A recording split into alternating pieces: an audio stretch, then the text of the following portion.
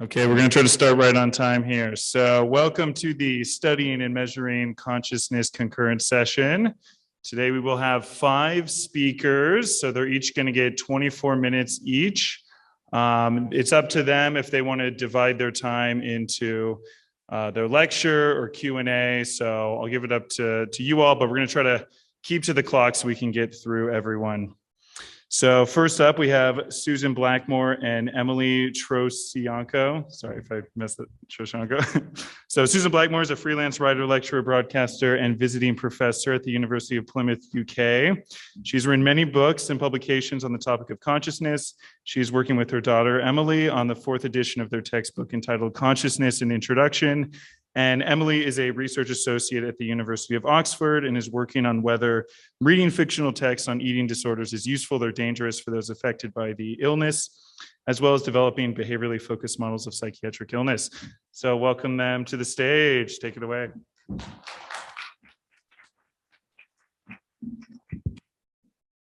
Thanks everyone for coming. Thanks for not being at the pool. So we're going to spend our 20 minutes giving a brief overview of some of the challenges that one might face in attempting to teach consciousness to students, offering some potential solutions, and also making some suggestions about overlaps that there can be between these problems and solutions in the teaching area and in the domain of research and thinking about consciousness more generally. Before we begin, we would love to know a bit more about you. So hands up if you are currently teaching a course on consciousness or ever have in the past.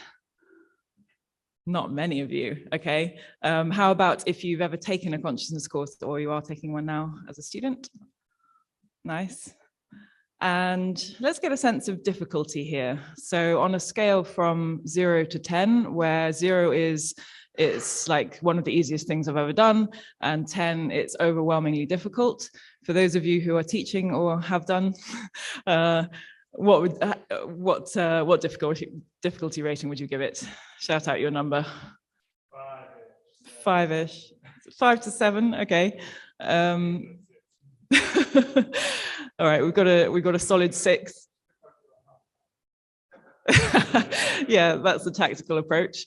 Okay, and those of you former or current students of consciousness, how would you rate the difficulty? Shout out your numbers. Shout. Okay, so sort of average to on the low end. Okay, slightly surprising, in which case maybe none of you have any of these issues that we are going to be spending the next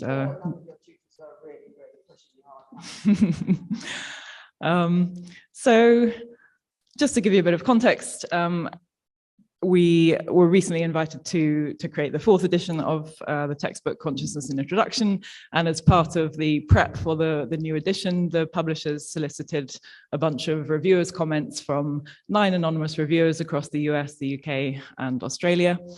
And difficulty was a bit of a recurring theme. This is an editorial summary of the reviewers' comments on key challenges faced when they're sorry, I should have mentioned all the reviewers who are currently teaching a course on consciousness. The overriding theme was that they struggle to get students who are unfamiliar with the content or theory to understand and or relate. Furthermore, students struggle to grasp the theory and ideas around consciousness. So this goes pretty broad and pretty deep. One of the reviewers was a bit more specific and even more forceful on this, suggesting that many psychology and cognitive science undergrads rebel forcefully against open-ended inquiry of the kind exemplified in the book, struggling with any pedagogical approach that does not deliver the answer or a consensus. This is maybe slightly harsh. Don't know whether the claps indicate that this is a phenomenon that you've encountered yourself before. In any case, there seems to be an issue with lack of answers. Obviously, this whole event is kind of circling around that absence, if you like. Interestingly, and perhaps encouragingly, the market research suggests that enrollment in consciousness courses is not declining. In fact, it's holding steady or increasing across these 3 territories. So the difficulties are not totally putting people off, it seems. But there's an issue, okay, maybe with lack of answers. We would suggest there's the problem goes further back than this to the questions themselves. To firstly, is there really a problem? And for some students, it's not intuitive that there is. They might feel that it's kind of obvious that, well, brains generate conscious experience. What more do you need to say than that?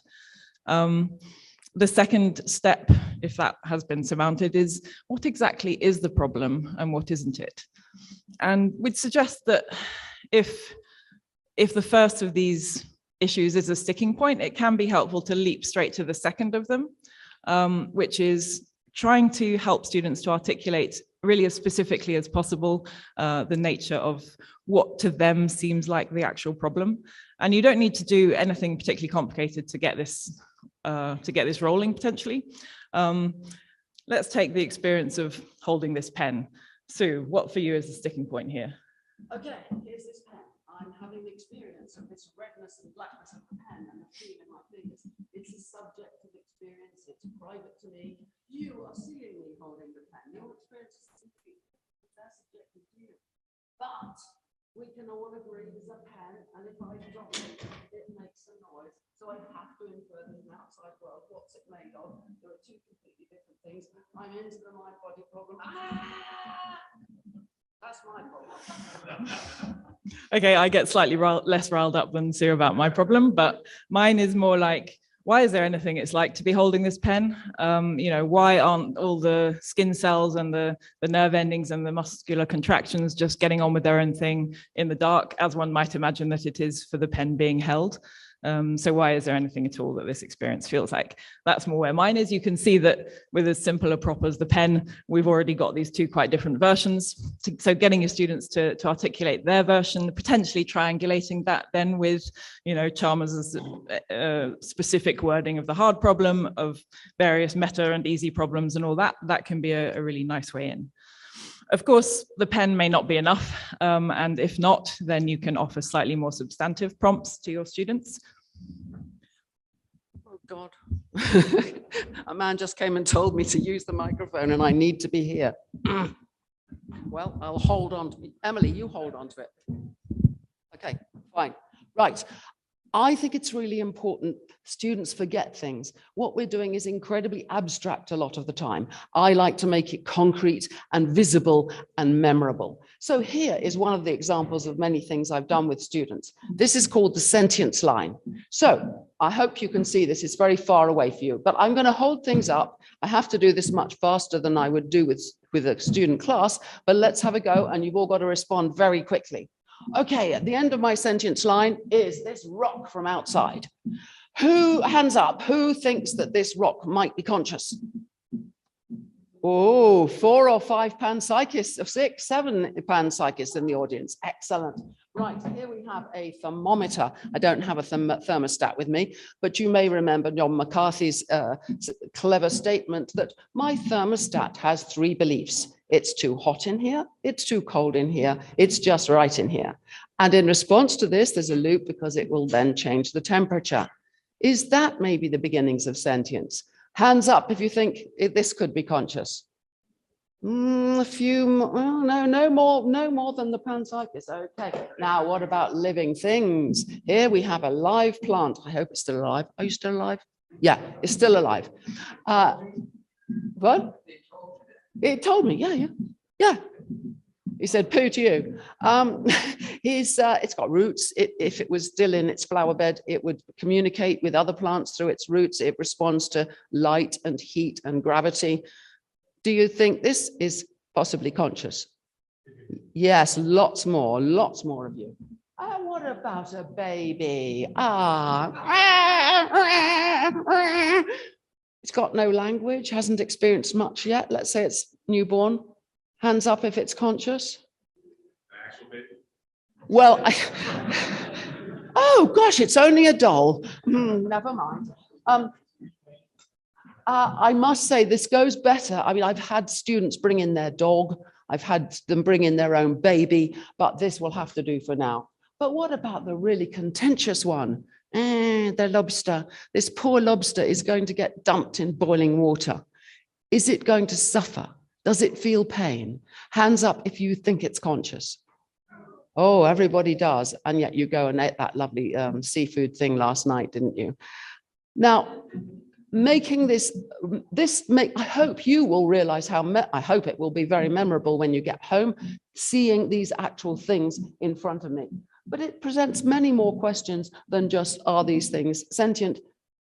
Is my order correct? Is there even any order of not conscious to conscious?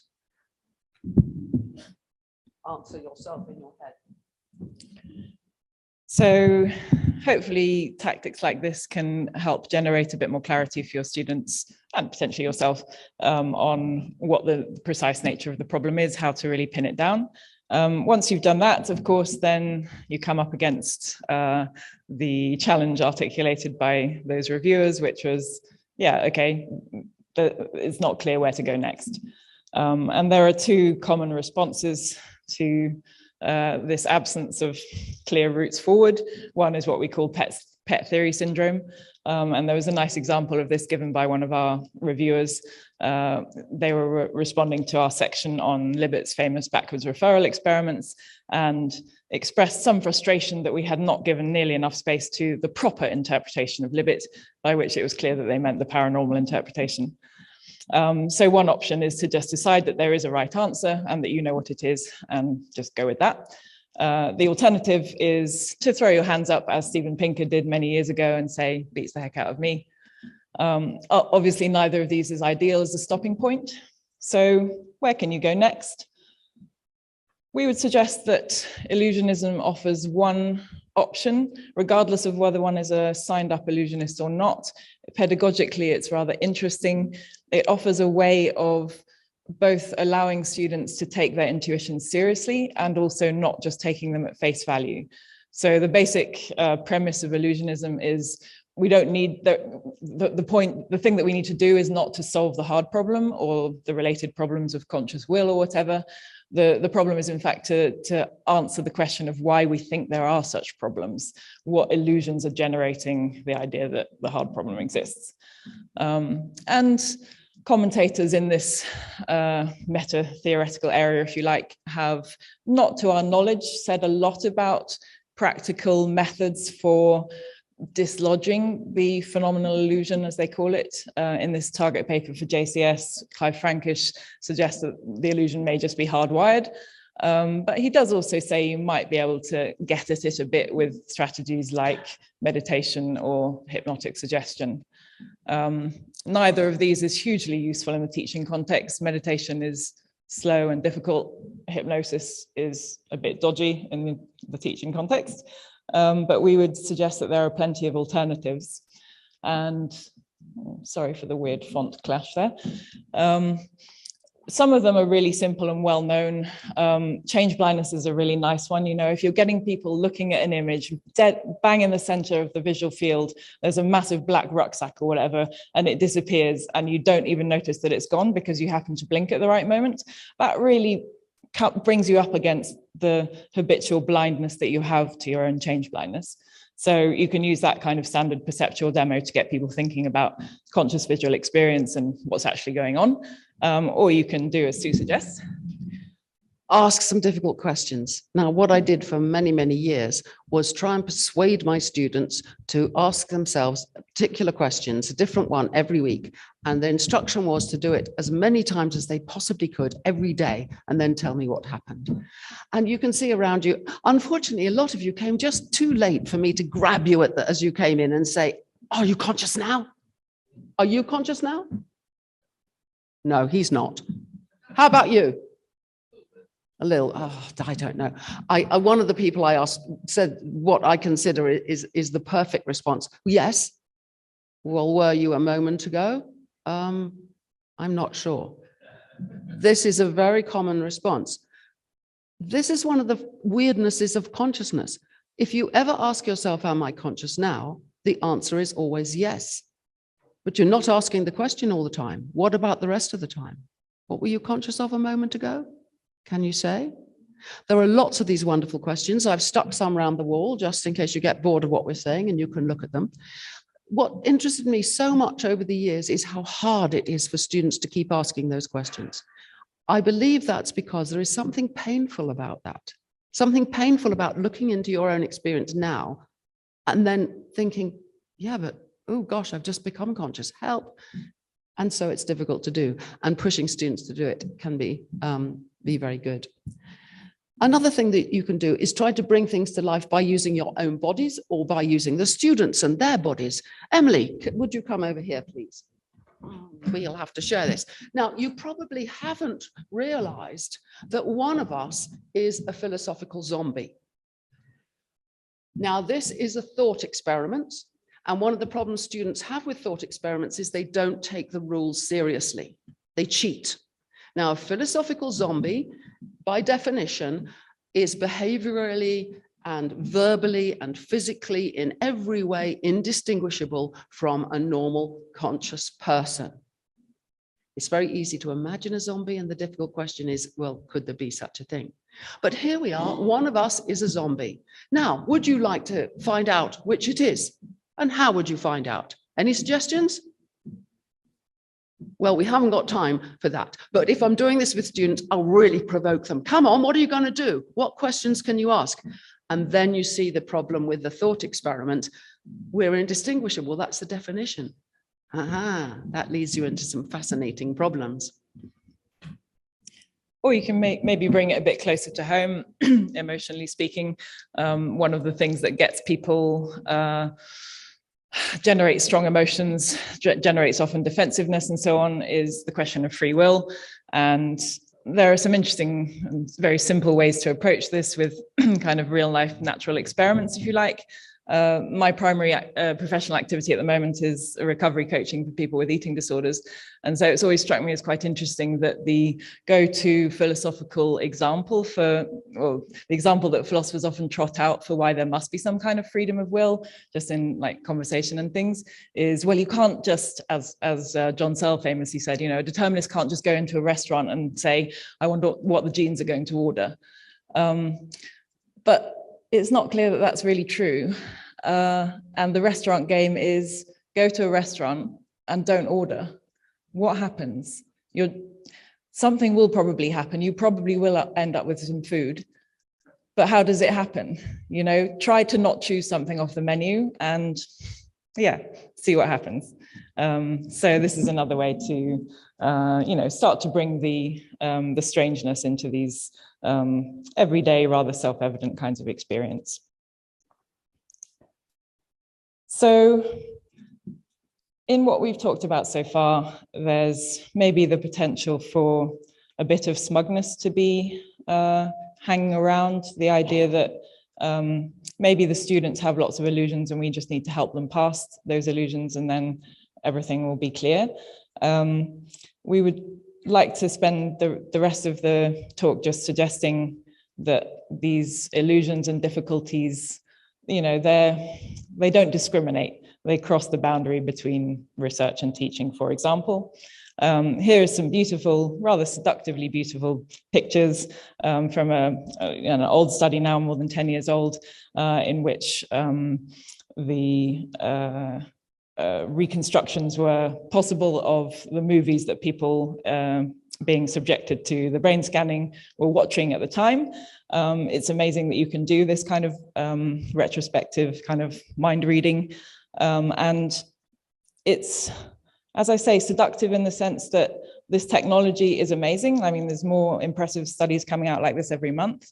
The amazingness of the technology and, you know, the fashionability of it is arguably creating a greater sense of the obviousness and legitimacy of some of the core research programs in the field than they would have necessarily if those technologies didn't exist and weren't so impressive. So, you know, a prime example is the hunt for the neural correlates of consciousness. Here's Crick and Koch back in 2003, saying that they really hoped that finding these correlations would generate a causal explanation, whether it's the experience of red arising from the neural activity or being identical to it. All this time later, I mean, other people would disagree, but we would suggest that it's really not clear that continuing to accumulate correlations is ever going to yield, you know, to bridge that gap from correlation to causation. And that maybe the correlations are, in fact, not with consciousness itself, whatever the hell that is, but with cognitive processing of one kind or another instead. Other people would obviously disagree, and there have been some great talks on that already this week. But the point is, it's important that students understand the extent to which all of these questions, these central methodological questions, are still up for grabs.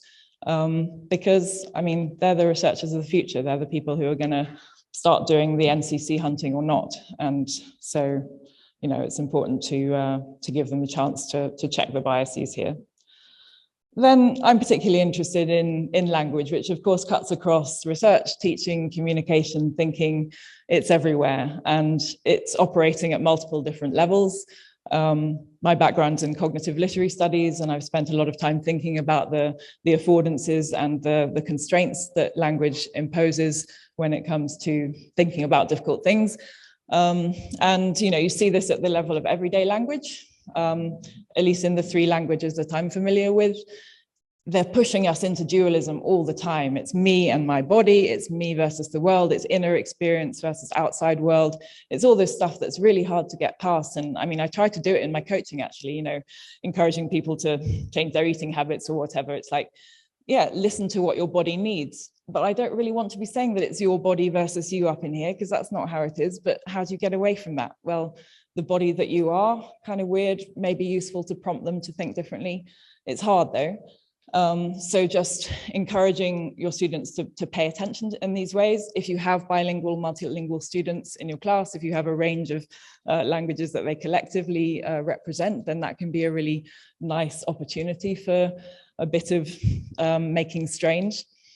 And then there's a level up into the kind of research jargon, the set phrases that kind of smuggle all kinds of almost invisible assumptions into our writing and talking about consciousness. So apparently innocuous phrases like the contents of consciousness. Is consciousness really a container? Or crossing the threshold into conscious awareness. You've got a kind of container thing plus a scalar kind of dimensional thing. You know, what work are those metaphors, those spatial metaphors doing? So to get your students to mark up a whole paper, for example, with indicators of what Dennett would call Cartesian materialism. So people who are signed up materialists, but who are actually smuggling in all kinds of dualisms via the back door. You know, that can be a really powerful exercise for them. And then there's things that I'm really fond of. My doctorate was on Franz Kafka, a German-speaking Czech author in the early 20th century. Like many modernists across all media, he was using language to make things a bit strange. And this is, I think, a beautifully odd evocation of the Cartesian theatre, the place in the head where everything comes together and consciousness happens, supposedly. So Kafka writes in this diary entry from 1920, a segment-like piece has been cut out of the back of his head. The whole world looks in with the sun. It makes him nervous, it distracts him from his work, and he is also irritated that he of all people should be shut out of the performance. So what on earth does it mean to have, you know, the theatre of your own experiences and you're the only one who can't be in the audience? You know, it's a nice little way of turning that on its head and getting people to question, yeah, does this metaphor make any sense at all? And then finally, there are kind of more, potentially more long-lasting or kind of more deeply experiential ways of making the links between the personal and the theoretical. Psychoactive drugs are one way in which these links can be made very salient at different timescales. So nitrous oxide is a great quick one. Within a matter of minutes, you can get someone to turn from a materialist to an idealist just by virtue of, you know, taking in a bit of this gas. There's also obviously the well-documented effects of taking psychedelics, and then the long-lasting effects that can be observed here towards espousing more monist, more potentially panpsychist and that type of view, as opposed to any dualist versions. So, you know, this type of experience is affecting what theories we're likely to find intuitively appealing and plausible. On the other side, again, with my work with eating disorders, the dualisms are vicious there. You know, one of my clients talks quite often about how she's carrying her body around. And, you know, if you've got this, like, your experience of your body is a burdensome appendage, that's going to make it really hard for you to not be a dualist. So, you know, all this stuff is really profoundly impacting our ability to think theoretically and meta-theoretically. So just to pay attention ourselves and to encourage our students to do that it can be really powerful, as well as quite uncomfortable at times. So some people will continue to find it frustrating that endings have to be weak because there aren't any answers yet, but we like to encourage our students to, you know, stay with the perplexity and the complexity, but not also to just accept that that's the end, but to keep looking for those answers, because it will be quite cool once the field has some more of them. And I started the first edition. The first word is perplexity, and the last word is perplexity. Not to give up, to keep struggling. It's really hard. Thank you.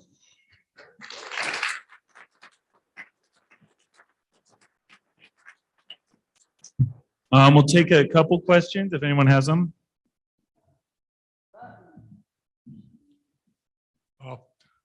I take it that in producing this book, the goal is somewhat more than simply telling students what are the different approaches to consciousness and the theories involved. It's absolutely not that. In fact, we've often thought about, and I did in the previous editions, you know, should you lay out all the theories? That doesn't do it for me. It's struggling with the problem that does it for me. And that's why the book is not laid out. There are other books like that. Siegel book, there are others that do that job. That's not necessary. This book is designed to be used in class to really tackle the problems from different directions. Well, all the things that Emily said deliberately. Yeah, hi. It occurs to me that a lot of the theories or perceptions of consciousness that people have are rooted in the intellect. And I think that I wonder what you think about that. It seems to me that we have to account for our physical and emotional as well as our intellectual selves. Just what is your thoughts on that? Well, I was going to give that to Emily, because in a way that's what she's been addressing, how much we try to lure students. The whole subject is you've got to write your essays and pass your exams is an intellectual exercise, but actually you need to do, as Emily was describing, think about the body, relate it, try out your own experiences and realize that they're all grounded in the senses. All of these things are important, and some of the things we've been trying to show you here are really about that. So I like the question, that gets right at it. Yeah, I was just wondering, I thought it was fun that you put up nitrous oxide. Can you go closer? I can't hear. Oh yeah, I was wondering if you have other suggestions for experiential experiments that students can try for altered states of consciousness that wouldn't be violating law. Yes, that's a really difficult one. I was going to add to Emily's there, you know, hypnosis and meditation. Well, what about drugs? Oh yeah, come next week, we'll give you all some LSD. You can't do that. It depends how twitchy your university is. But what I have tended to do is to get people to come into class the next week, and, you know, I always getting them to do things for the week, and describe some altered state of consciousness that they were in. They don't have to say how they got there. It could be just some surprise moment of or it could be that they took a drug that week. It could be they got drunk. I mean, goodness, we're talking students. And they don't have to say what it is. But then you can get the students to respond to other students' descriptions and say, how did you get to that state? That's the only way I've found of getting around the illegality, which may soon be ended, will it? I suppose another approach is to sort of make a bit more problematic the distinction between altered and non-altered states of consciousness, and get people thinking about the more ordinary ones, you know, caffeine, for example, or we have an example in the book of sort of step-by-step instructions for creating a totally isolated, i.e. non-social day. where you disconnect yourself from, all the tech connections with people, but also, if you can do it that intensely from in-person social contact as well, and that kind of, profoundly isolated experience, at least relative to baseline, is, that's altered in quite profound ways without, maybe problematic for some students, but is another kind of suggestion you can make. So yeah, I guess also just shifting the scale so that they're able to pick up on smaller variations makes it possible to do really interesting stuff with those small ones.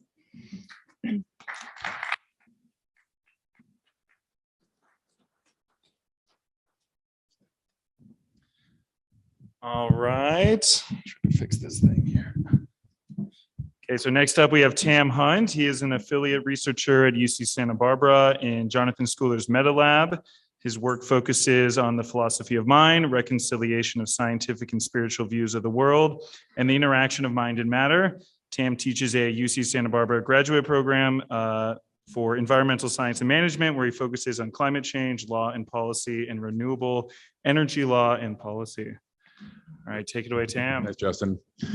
Great. So that was a really nice warm up, build up to what I'm going to talk about. So I'm actually going to use your question, who is a zombie of you two, as a really nice concrete example for my point here. So how do we actually measure consciousness? I'm also going to talk a sec about should we. Is that okay? All right, thanks. Thank you. Now I'm going to kind of do a quick intro on our preferred theory of consciousness. We call this the general resonance theory of consciousness, and we've been developing this now for about a decade. And me is Jonathan Schooler and myself at UCSB, about a dozen papers now, either published or in the works, and ramping up experiments. And I'll kind of go briefly how the theory works as an introduction to this framework for measuring consciousness. So the key idea behind general resonance theory is that shared resonance leads to the combination of consciousness. This actually has precedence. It's not a new idea. There's a nice quote here from Christoph Koch from his 2004 book, really good book called The Quest for Consciousness. If the input to the brain is more sustained and is boosted by a top-down attention, a sort of standing wave or resonance might be created in the network. A powerful coalition of neurons could be assembled in this manner, able to project its influence to the far reaches of the cortex and below. So what is resonance or sync? Really common phenomena occurs when oscillating structures of any sort match frequencies. That's resonance. So think of a laser, a really commonly used example, which I have one here, but you've seen them. Or the moon and the earth. The moon is tidally locked to the earth, therefore it's synced or in resonance with the earth. What does this do? Why does the brain and biology more generally seem to use synchrony or resonance functionally? These forms of connections seem to allow temporally fine-tuned communication across the brain and between organs in the body. And we'll talk about that later on here. Another great book, Paul Nunez, The New Science of Consciousness, talks about this and even talks about an FM radio metaphor for consciousness. And he speculates this may not be a metaphor. And I think it's an intriguing area for research to look into this finely tuned ultra criticality, which may be key to actual consciousness and changing consciousness in each moment. We're also looking into this kind of more specific version of resonance, harmonic coupling, which itself is kind of a species of cross-frequency coupling, which is really, broad research area nowadays, very well known. And the idea of harmonic coupling is that this is the best way to achieve information transfer. And you can create hierarchies which allow for separation spatiotemporally for different information flows, and therefore more finely tuned organisms to their environment. We also are looking to kind of ramp up efforts to flesh out a framework provided by Wolfgang Klein-Mesch, who is now retired, unfortunately, but he's got some great papers. This one, 2018, which fleshes out what he calls the binary hierarchy brain-body oscillation theory.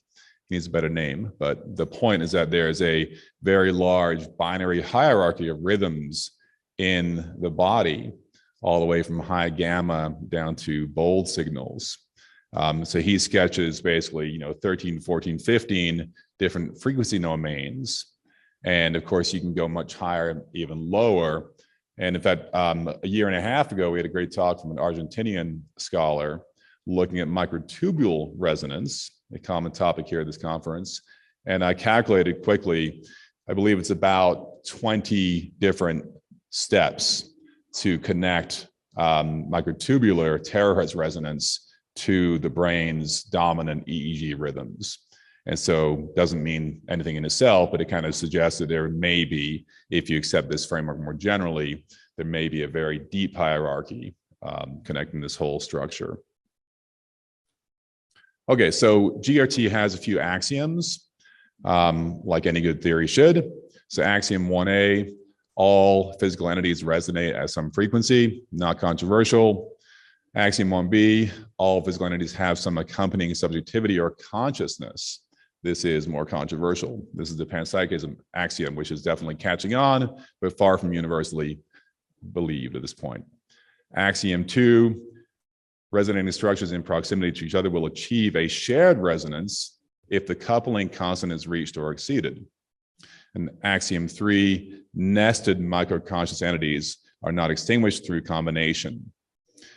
This is the nested consciousness axiom. This is a key distinction from IIT and some other approaches that suggest there is, in fact, an extinction through combination. There's only one stream of consciousness in each entity. In our approach, we suggest the many become one and are increased by one. So there's no extinction. And just, intuitively and abstractly here, this is meant to show why sync leads to higher information flows and, better functional connectivity. If you have any system of oscillators, when they're out of sync, these little arrows meant to be, abstract oscillator. When you have the information going off in different directions, it cannot sync up with the neighboring oscillators. If instead you have full synchrony, then that information flow, whatever it is by definition going to pass through that chain with little diminution.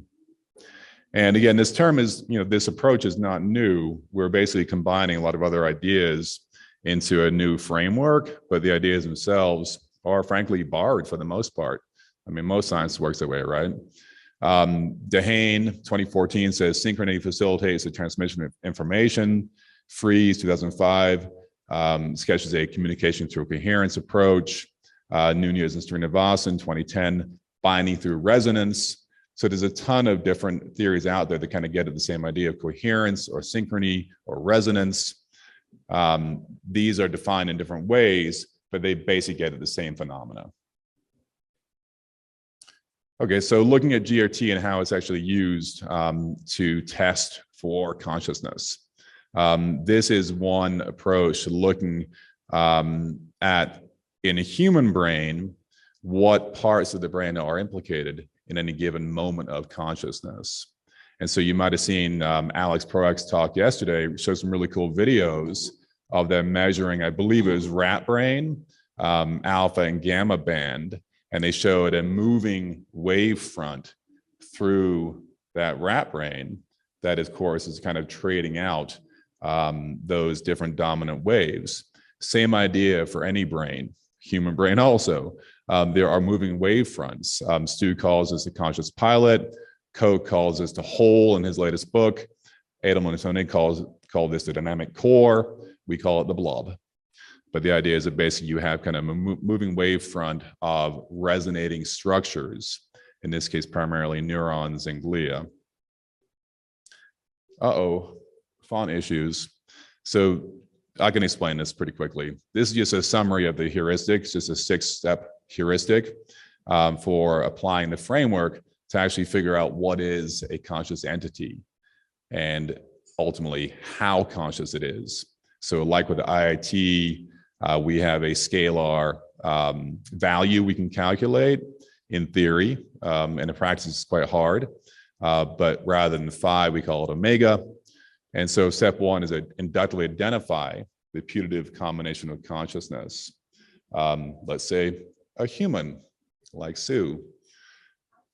Well, we'll see. Step two, determine the primary resonance chains and synchrony indexes in Sue. And that means basically looking at her body and her brain and figuring out, based on our prior knowledge, what information flows are functionally relevant to the functioning of Sue as a human being and as an ostensibly conscious person. Step three, calculate the spatial boundaries in the manner I just mentioned, looking for the blob if we're looking at her brain, in particular, under our inductive logic of that mainly probably being the primary source of her consciousness, without meaning that is definitely true, but as an inductive approach. Step four, calculate the perception index. You can't see it here, unfortunately. Step five, connectivity. And then step six, calculate using those two values, the omega value. And so again, it's a scalar. It's meant to be a rough idea of the capacity for consciousness in any given thing or process. And so this is the beginning of what we call a consciousness-ometer. I want to say a quick word about synchrony indexes. For those who followed IIT in its development, you know that calculating phi in any complex system is a very difficult task. And so I believe Christoph mentioned the perturbational complexity index, the PCI, yesterday. They developed as kind of a proxy for calculating phi. And so similarly, you have other tools out there, a whole category called synchrony indexes, which we are looking to as good ways to dramatically reduce the difficulty of calculating the connectivity index and the perception index, and thereby omega. And I think this is a tool that a lot more people should be looking at, frankly, particularly for EEG and MEG. Okay, so with that introduction here, let's look at the measurable correlative consciousness framework, which we recently published. And I want to say a quick thing about his paper too. So Jonathan's in the back here, and Jonathan and I have written a few papers now together, and he's more cautious than I am. And he's like, well, let's tone that down. Let's, say this and that. I'm like, okay, I understand. We get back to the editor's comments, and he's like, great paper. We love it. Can you make it more controversial? And this is in a pretty established journal. So we're like, wow, well, you don't hear that too often, but it's kind of nice occasionally to hear that kind of thing. So it's not, in my view, very controversial, but I think some people might find it to be that. So let's go through the details here. I want to start, though, by asking the obvious question, why measure consciousness? Is this just like a techno tool? Does it really get us any, quality of life improvements? Is it something we should be doing? Are there downsides? I've been thinking more and more lately about the problem with technology, various techno fixes and how they lead to more problems. In this case, I haven't thought through all the details. Obviously, no one has, but I think there are some real obvious benefits here. Again, Christoph mentioned yesterday, coma patients. If you can actually identify patients who are potentially recoverable rather than ones whose brains are just gone, and then have tools to actually help them recover, which are being developed now as we speak, that's a pretty good outcome of measuring consciousness. Animal rights, veganism. I'm a fan of Yuval Noah Harari, and he wrote in his book Sapiens, modern animal farming is one of history's worst crimes. Science tells us that cows and chickens have a complex order of emotions and sensations. They too can feel pain, fear, and anxiety, and also joy, curiosity, and love. Yet many industries completely disregard the feelings and suffering of animals. I'm not sure he's correct there, that science has established that yet, but kind of the point of this consciousness-ometer is to actually establish that kind of tool. Can you, in fact, measure at a reasonably, practical level whether a chicken feels significant pain when it's killed? I'm assuming it does, but I don't know. This is my assumption. Can we figure out a good tool to actually establish the level of suffering in animals we raise in factory conditions. And then third, it's just fun, I think, to think about these kind of things and figure out, solutions to longstanding problems. And last, science. This is a good thing to figure out new things. Okay, so here's the basic taxonomy. We're looking at the general category of measurable correlates of consciousness, the MCC. And as Sue and Emily mentioned, these are not necessarily causally linked, right? That's the whole point of calling them correlates. But in our approach, we suggest that if you have reliable correlates across different, categories, then you may reasonably infer causality. And that's how science works in general. Correlation does not necessitate causality, but reliable causation leads us to reasonably infer causality, depending on the degree of correlation. So we have three categories here. The behavioral correlates of consciousness. And this is what it sounds like. You look at a dog or a cat, and if we're pet lovers, most of us, I'm pretty sure, who have dogs or cats would be like, of course, Toby is conscious. I look at what he does, and he does things that are obviously conscious. Now, to a person who's not a dog owner or cat owner, that is not a very compelling argument, right? But you can certainly look at the behaviors scientifically, and you can look at the fact that cats will actually, surprisingly, choose their owner's affection over food when they have a choice, suggesting affection for their owner. And all sorts of behavior. You pet a cat and it purrs and it closes its eyes and it squeezes its paws in pleasure. So, all those kind of things. And so you gather that data and you put it all together and you say, well, this suggests to me as a scientist that there may be some kind of internal life going on there. And of course, you can apply that up and down the chain. You can look at bacteria, and they apparently hunt collectively in some cases. It's pretty complex behavior. So you apply this across the board to whatever you're looking at, and it's simply a way to gather data to give you a way to actually answer that question.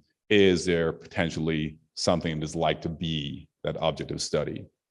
So in this case, with Sue and Emily, we would look at their behaviors and we say, well, they do a lot of things that seem pretty human, seem pretty conscious.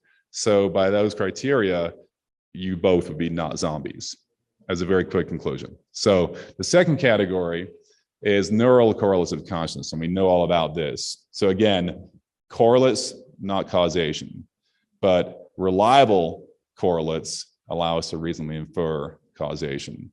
And so in our case, we're looking actually at primarily not just synaptic correlates of consciousness, but also oscillatory correlates, looking at EEG phenomena, MEG phenomena, all the ways you can measure activity in the brain, and basically looking at the field production from the brain rather than just a traditional synaptic model, which seems to be missing some things.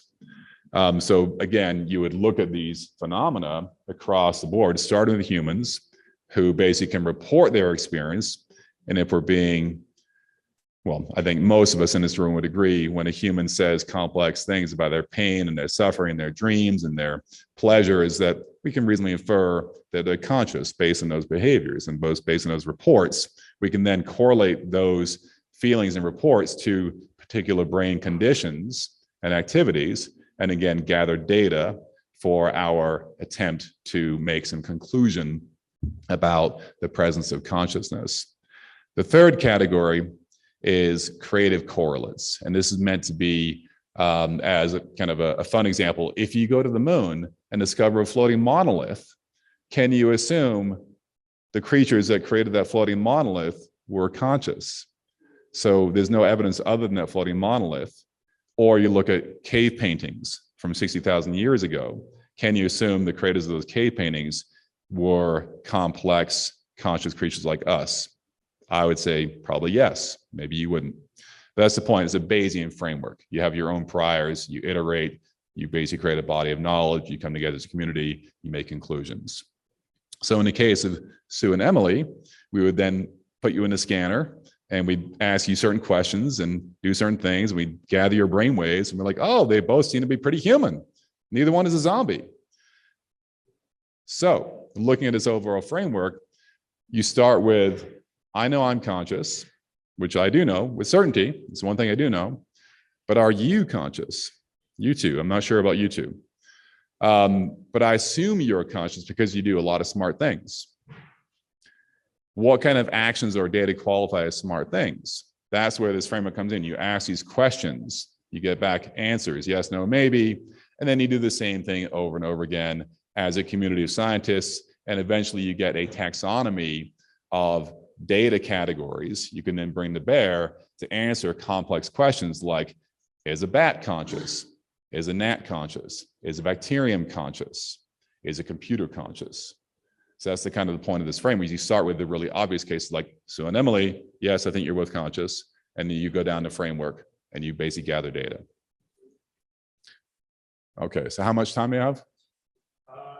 3 minutes. 3 minutes.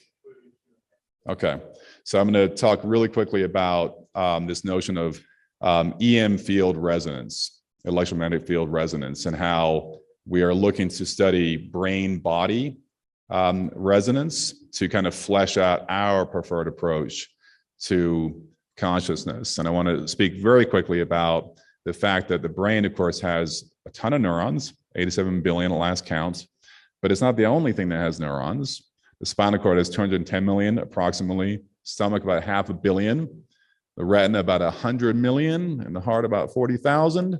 So there's quite a bit of neural structure around the body. So if you agree that neurons are key to consciousness and that their product, the electrical oscillations, is a key mechanism for producing consciousness, then you need to look to things beyond just the brain. And so we're actually looking to test this notion of gut feelings being real. We're not making a conclusion up front. We don't know, but most of us have some kind of feeling that gut feelings may be functionally operative in some manner. There's a lot of work been done on the enteric brain, the ways that the stomach and its little brain actually has some impact. Is that little brain conscious in itself? Does it contribute to our dominant consciousness? We don't know. We figured out a way to test it. So we're looking to do a series of experiments testing EEG, EGG, gastrogram, and also with electrocardiogram to actually test all three major organs and to find out A, what degree of synchrony there is, and then B, what direction that synchrony goes, what's in training what, if it changes over time, and then ultimately do some tests for intuition to see if higher states of synchrony between the gut and the brain actually match more intuitive moments, more intuitive feelings. So last slide. In our taxonomy, based on what I've just discussed, we would add another two categories for the NCC, the oscillatory correlative consciousness and the synaptic correlative consciousness. And traditionally, of course, we're looking just at these synaptic correlates and leaving out the OCC. We think the OCC are pretty important too. And I lied, one last slide here. So here's maybe a little more controversial part. We suggest that the proposed MCC framework may actually allow for testing not only whether individuals are likely to be conscious, whether again it's a bat, gnat, rat, bacterium, whatever it is, but we may be able to develop a body of knowledge that allows us to make a conclusion that is scientifically informed about larger meta theories such as materialism or idealism or panpsychism. So this seems pretty promising. I think we're decades from that kind of determination as a community, but we think this can actually give us a way to get there. We have a research topic. You can submit your paper on EM field theories to Frontiers in Human Neuroscience. And last, thank you to Jonathan and the Meta Lab.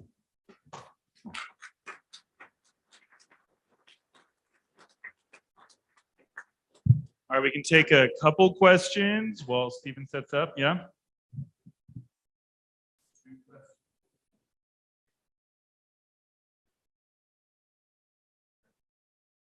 What you said about creativity reminded me of people who believe in God and creationism, because that's the same kind of argument. Something that has obviously been created must have some creative potential and consciousness, but it isn't true because it's the evolutionary algorithm that produces creativity. You see a bacterium or a frog, my lobster, and people wrongly jump to the conclusion that there was a designer, but there wasn't. There was just the evolution playing itself out. Are you falling for the same trap? Well, so in the examples I gave of the monolith on the moon and the cave paintings in Lascaux, for example, do you think those are possibly natural creations that we shouldn't infer a creator? Is that what you're saying? Mm-hmm. You chose a very good example there. Was it like 2001 kind of idea? Yeah, and that's the kind of mystery there. But it still applies as a problem that has to be applied. Are we making that mistake or not? I think in that case, you're probably not, but it's not. Sure. Yeah, I think I see there is a risk there. And that's, again, going to be kind of a Bayesian thing. Like, are you reasonably assuming that any particular creation is, in fact, a creation rather than a naturally occurring thing? This happens sometimes with bowers.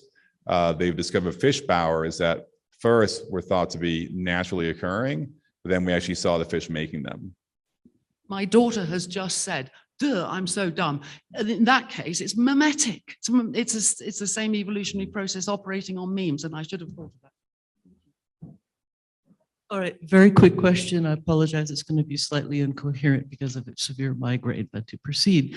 In hospitals, in clinical settings, patients are often asked at the start of some clinical diagnostic session or therapeutic session, give me your name, do you know where you are, give me your date of birth. What should they say instead?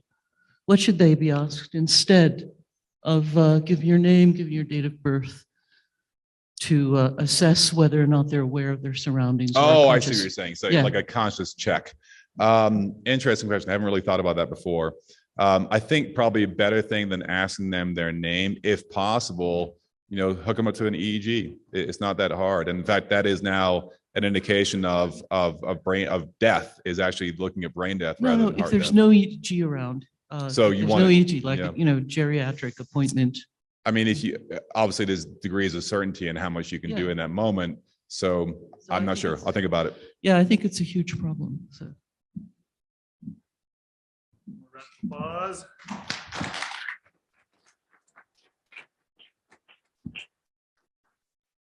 All right. Next up, we have Stefan LaBerge. He's a psychophysiologist specializing in the scientific study of lucid dreaming. He began researching lucid dreaming for his PhD at Stanford University, and he developed techniques to enable himself and other researchers to enter a lucid dream state at will, most notably the mnemonic induction of lucid dreams technique. And he founded the Lucidity Institute, an organization that promotes research into lucid dreaming and runs courses on how to achieve lucid dreams. Thank you. Here to the microphone. Okay. Yes. Well, thank you all for being here. It is quite a strange experience, though, in the company of suffering beings,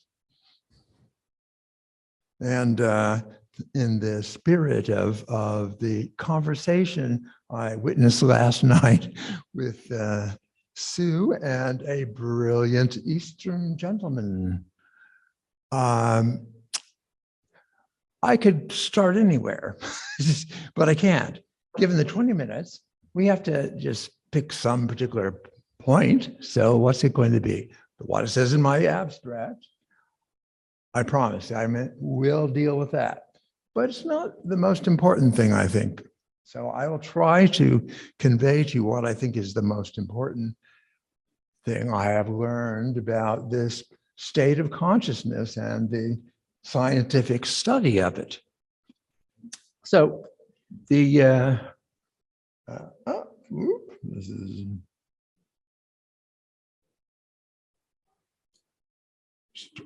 and the first thing we find, if this were a dream, of course the thing wouldn't work, and this is the way we have to use it for some reason.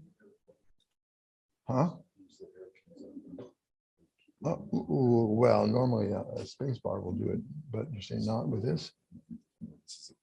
Oh, I got it. Sorry. All is well. Speak into the microphone. That would be better to put it that way so that it won't. So if I'm here, okay, good. Now, okay, now you can all read what it says there. Yeah, it's yet another, amazing. Yes, I'm great now. Thank you. I think you'll have time to read that later. It's a long paragraph. This is just the title. So we're going to talk about signal verified lucid dreams. And one of the challenges is this group is very diverse. I expect there are some of you who've never heard of signal verified lucid dreams. Yes, hands up like that. Yeah, please don't be shy. So it's about a third of you, so. And others you know all about it, I presume, right? But so I'll have to say a little something about it to make all of this make any sense. So the first challenge comes from imagine a dreamer asleep in bed. And that dreamer gets an idea, he'd like to signal, hello, I'd like to communicate. So it runs up the old kilo flag, right? This is, say, I want to communicate, right? But how is it going to do it really? Mostly sort of paralyzed. I say mostly sort of because we've exaggerated that absolute atonia of REM sleep. You're not always paralyzed, but certainly the eye movements are not. And certainly the muscles of respiration are not. And those are the easiest ones, but there are other channels you can clench your fists or make other motions that would be observed by a careful person watching you asleep. So the problem is from the inside of the dream, I believe something very extraordinary has happened. I have come to realize that this is a dream, that I am conscious now in the dream, but that seemed to be impossible at the time, back in the late 70s. Just thought, no, there's no way that could happen. It's kind of nonsense, really. The most it could be is you probably briefly woke up and then went back to sleep and forgot about it later. So you thought you were actually conscious in the dream. Yet, here I am in the dream, and I said, this is in the dream, because I happen to remember I went to bed on a beach in Hawaii just a few hours ago, and that sure doesn't look like this, right? I'm fully immersed, engaged in this world. So I know I'm asleep and dreaming. Okay, I can do things magical, but I won't demonstrate that now, just in case. But how, I know it. See, so what kind of degree of convincing have I gone through? Perfect. I know that happens. I may not know what it means or how it works or what state exactly I'm in, but I do know that I can be in the midst of a dream and know that it's a dream, and then deliberately choose to observe that fact or act on it in various ways to do something. And the next question, though, is how can I convince anybody else? Here we are, zombies. Oh, I'm conscious. Yeah, prove it. Well, you can't prove it by the first person testimony. So that way doesn't work, but there is another way. And the idea occurred to me of how to do this, because when I read the scientific work on the topic, I found that mostly people didn't believe it could happen. Yet I knew from first person experience that it could. So, okay, we just need to make some kind of signal or gesture that will be done under agreement so that when I wake up, we can find out what stage of sleep I'm in or not. So we got the idea for how to go about it from a bit of research of Dr. DeMint on REM sleep. And this is a polygraph record showing top two channels, right and left, are the I channels and EEG.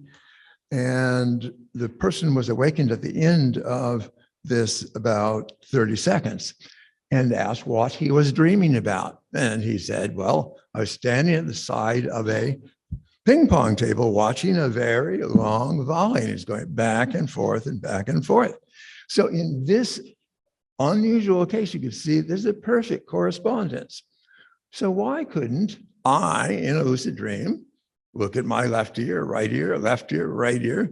Nobody normally does that. It's the full direction, right? And what do you know? It worked. So we found that it was entirely possible for lucid dreamers like me, and I, by the way, had to spend a year and a half learning how to have lucid dreams on demand, because the problem was, we're doing a recording in the lab tonight. I have a lot of lucid dreams, yeah, but not tonight. And people that have lucid dreams once or twice a week, and they come in and watch, what are their odds of having a lucid dream on that night? Not good enough to be a winning deal. So here we have an excellent example of the signaling and what it told us in 1980, 1981. So we have, this is the last 5 minutes of a polygraph of the recording of a REM period. And the dreamer woke up at the end of all this and then wrote down, having carried out 5 different movement signals. I'm looking for my water right there. And all 5 of them are perfectly playing on the record, and you can see that. The first one at the top, it's simply that left, right, looking at the ears that I demonstrated.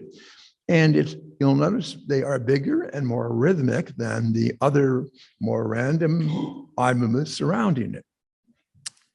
And so our own aeronaut is enjoying his experience. He's flying now in the dream because he had no particular other instructions. And then after another next line, a minute and a half or so, he finds himself waking up.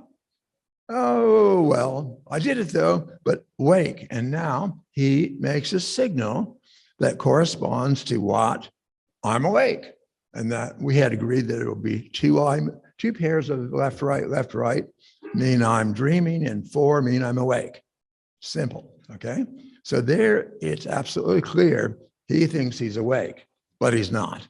He's still in REM sleep. So we can see this is what a false awakening looks like. You know, the kind of thing where probably some of us are in this very moment. But now we go on.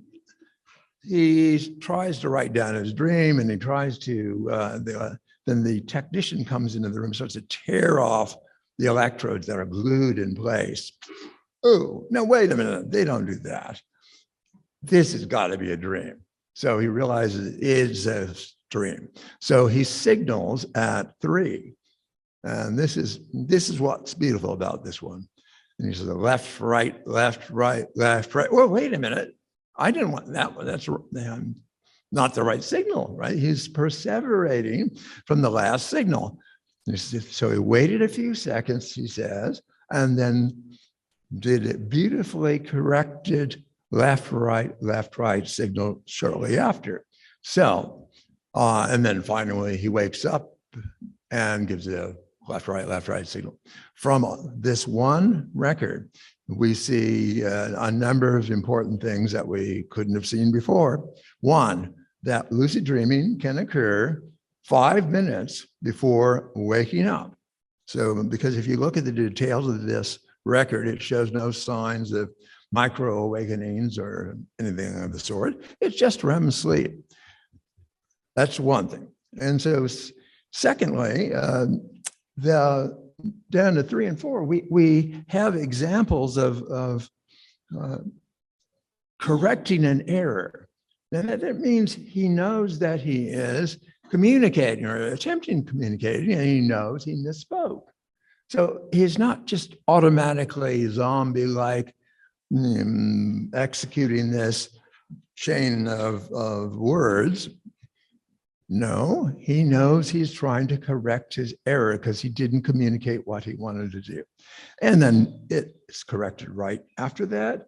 And so all of this provides us then with very good evidence that what this particular dreamer in this particular dream remembers and reports having happened has some plausibility. It has an independent verification that it actually happened then in this order and at this time. So, and there's one other point is, so people have often, some people have said that what we wanted to do with this whole paradigm was to have lucid dreamers study dreams, which is say REM sleep, and mark them with signals and so on. And people said, oh, you can't do that because how do you know that it's the same state? I mean, it really is. It could be totally different. And why, you have to be able to move your eyes, especially when you're lucid, and you can't do that when you're not, right? Any objections to that? Obvious in this? The second signal, the 4, the false awakening, that is every bit as good as any of those signals. But he's not lucid. He thinks he's awake, right? So the whole argument of that is out the window and should have been the end of it. But that's not quite the way science works. Anyway, so you get the basic picture of this. We use signals of various kinds. They don't have to be eye movement signals, those are the standards we use mostly. And lucid dreams happen for various reasons, including the wake-initiated variety shown here. REM periods are not solid things with you start a REM period and you end it.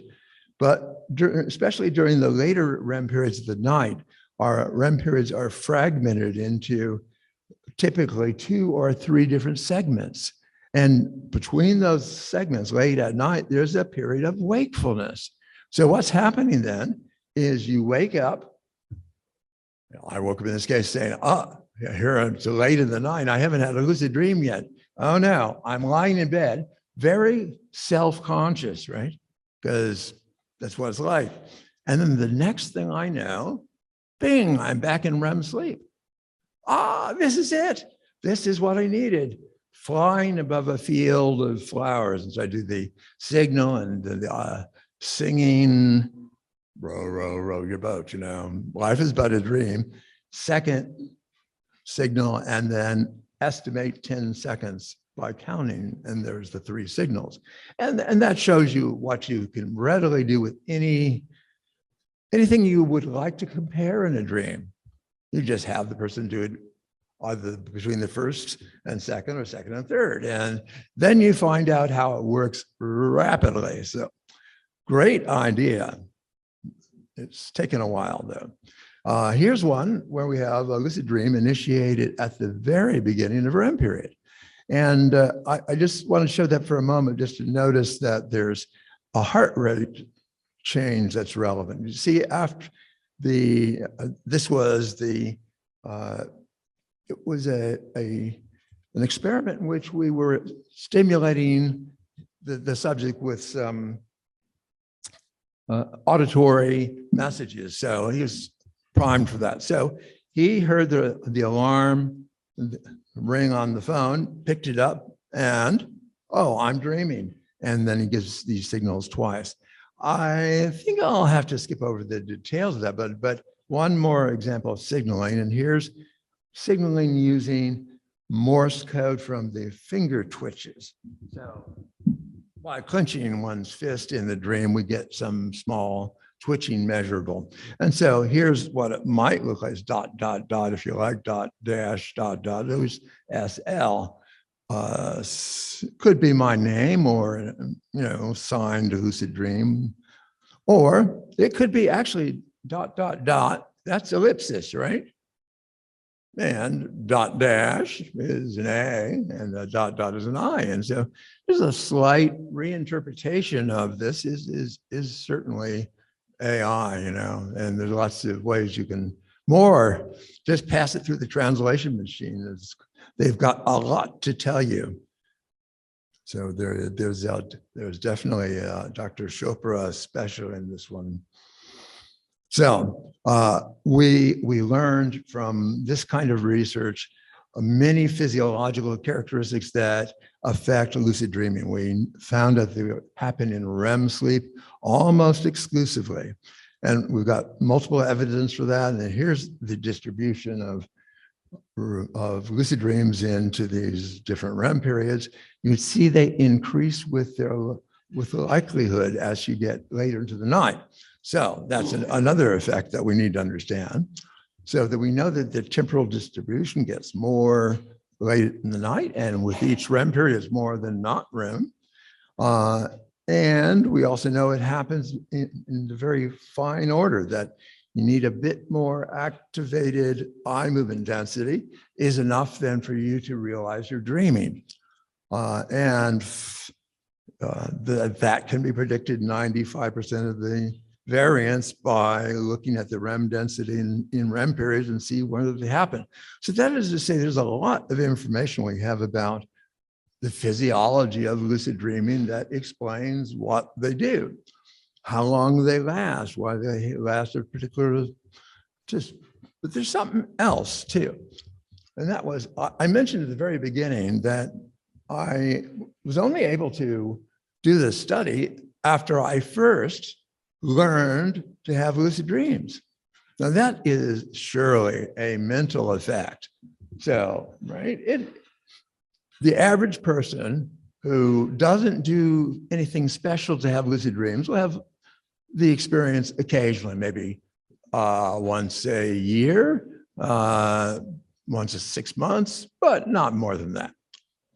So, whereas a person who has worked at it will increase by 100-fold or more. So it's a very powerful learning effect, depends on your mental set. So the diagram here, we're not really going to go into full details. I just want you to notice we have something like lucidity, which is not really a directly measured variable at all, but we're saying there's a state that we believe is in there somewhere. And then how do we get to it? And we've got factors that go on the input here, the lucidogenic mental set, mild, etc. There are ways of doing that, and they are very powerful, as I described. There's also, from the other direction, activated sleeping brain, and all the rest of it is the you've heard of glucosamine, for example, and sleep interruption. Those things have a powerful effect on the frequency of lucid dreaming. But the two together is how it works. You can't make sense of it by the thing alone. So the picture that is becoming more clear about what we know, what is this state of lucid REM sleep? We've got plenty of examples of voluntary control of one thing or the other, like respiration, right? And all that fits the same picture. We have more flexibility in the state than previously, and surprising flexibility. And when we had seen the idea that the input and output to the brain, and how isolated are we? That H reflex shows that the motor paralysis is relatively high during REM sleep, but it's even higher during lucid dreams.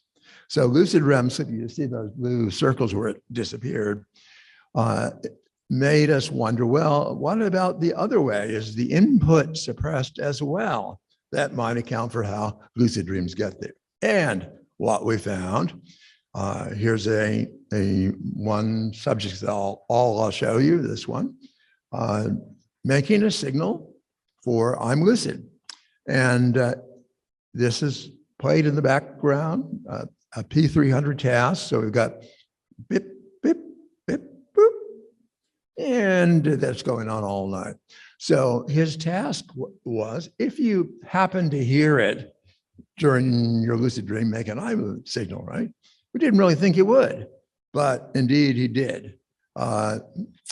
And let's see, so here's the next page, where each one of those vertical eye movement signals corresponds to the darker dot, the target, namely.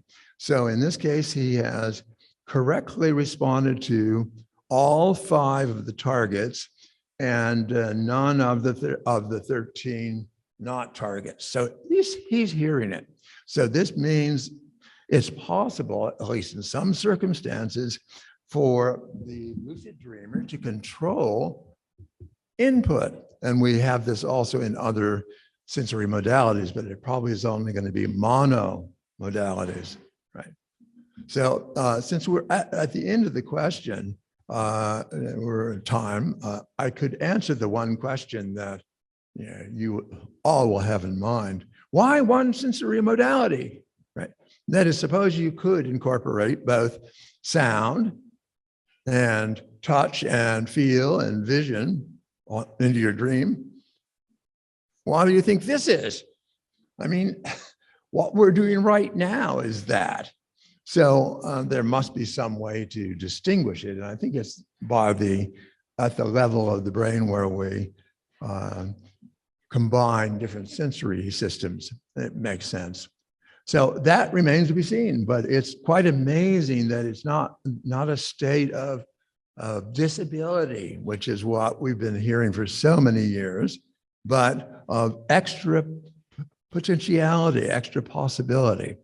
So I am heartened by these new approaches, and well, I'm delighted to share. So thank you.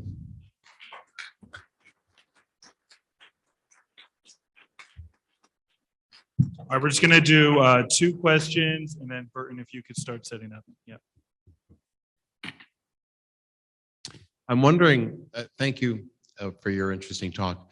I'm wondering if you could share any, there's been a number of different techniques that you and others have pioneered in terms of facilitating lucid dreaming, including reality checks and switching light switches in the dream.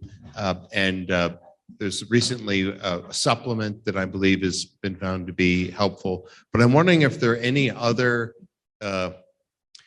tricks or techniques that you've maybe pioneered in more recently that you could suggest to us as additional hints for how those of us who are less accomplished at it might increase our lucid dreaming. Well, yes, there are certainly things we know that will make it much easier to have lucid dreams, but it is something that you need to understand, I think. In other words, if you go about it with just looking for a device, for example, that's going to make you lucid, you're not going to get very good results. It's instead like learning to meditate. And when you do, it gets more natural to do it and easier and not so much effort. So I'd be happy to answer that in a little more detail, because I think there's a lot more to it, and of what to do to optimize. For different people at different ages and conditions, there will be a difference. You need that physiological brain optimally activated with a working mind. So the mindset, though, is the main thing, I think. So that certainly was what I found back in the 70s with the suggestion, tonight I will have a lucid dream. Really? See, because of that, I didn't believe it, and it sort of worked now and then, but compare that to, oh, I know what I should be doing. I should remember to do that. No, not will have it. I will remember to notice. I will remember to recognize I'm dreaming. And that made the whole thing doable easily, as I once got the right concept. So I recommend careful reading, but and study, and you'll have to tell me more about your own experience before I could say anything more. Thank you. Thank you. Okay.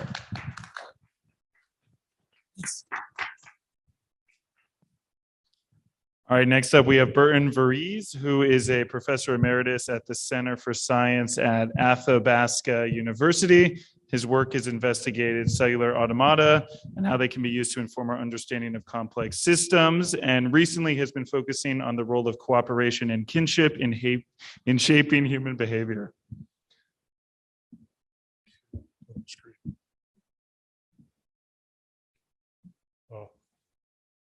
There we go. Good. Yeah,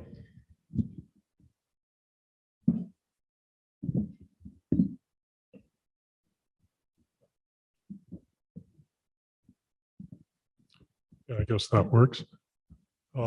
Okay, this is, I'm not sure why I got put into the measuring consciousness session. I think they just didn't know where else to put it, so they just dumped it in. But anyway, here we go. This is a summary of some work that showed up a couple of years ago in Concurrent Anthropology, work with Dwight Reed and Leon Gabora. And the question is, why do people cooperate? We cooperate in a way that's extremely different than other animal species. If you took 300 chimpanzees and put them into a large aluminum cylinder for 5 or 6 hours, very quickly they'd start trying to kill each other. People who've come here on a flight that lasted 5 or 6 hours sat very comfortably in, well, maybe not very comfortably, but at least sat in a large aluminum cylinder with maybe 300 other people and had no problem. On the other hand, a lot of mathematical models and simulation models show that if you put together a group of people who cooperate with no other conditions, that group is vulnerable to free riders and defectors. What that means is that you put in one defector or free rider, and over time they take over the group because they have an advantage.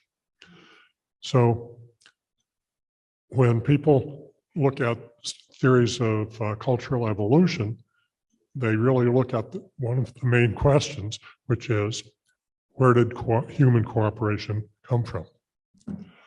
And again, these math models and simulations show that there are conditions for a cooperative group to be resistant to free riders or defectors.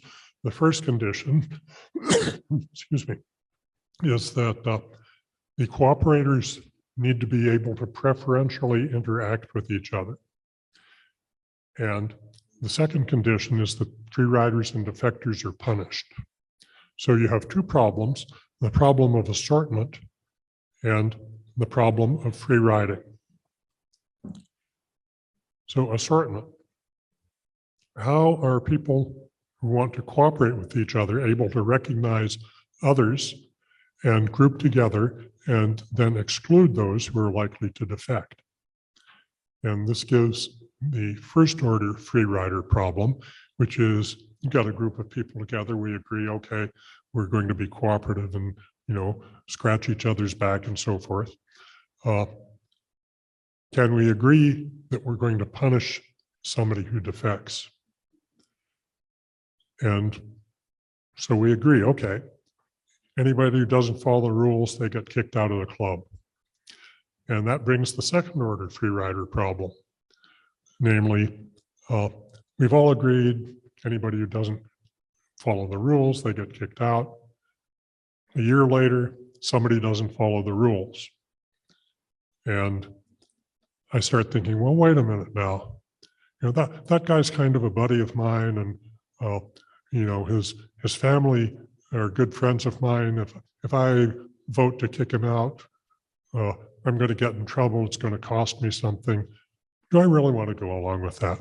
So how do we solve this second order free rider problem? And the solution that people have come up with is to say, okay, well, we'll punish people who defect, and we'll also punish people who don't assist us in that punishment. Assortment problem. Humans congregate in marked groups, and the groups have group level behavioral norms. That allows recognition of others who we can assume will adhere to the group norms and expected forms of behavior. So we have some predictability in our interactions. Because there's a possibility of deceit, maybe you belong to a group, okay, well, you just wear a red tie. Okay, well, Joe comes into the group and he wants to take advantage of us, so he wears a red tie. So the group markings have to be somehow costly or difficult to counterfeit. And of course, you have to punish the deceivers. And I already mentioned this, engaging in punishment can be costly. There's no guarantee that group members will honor a commitment unless free riders are also, or non-punishers are also punished. So these are issues that every theory of cultural evolution has had to address.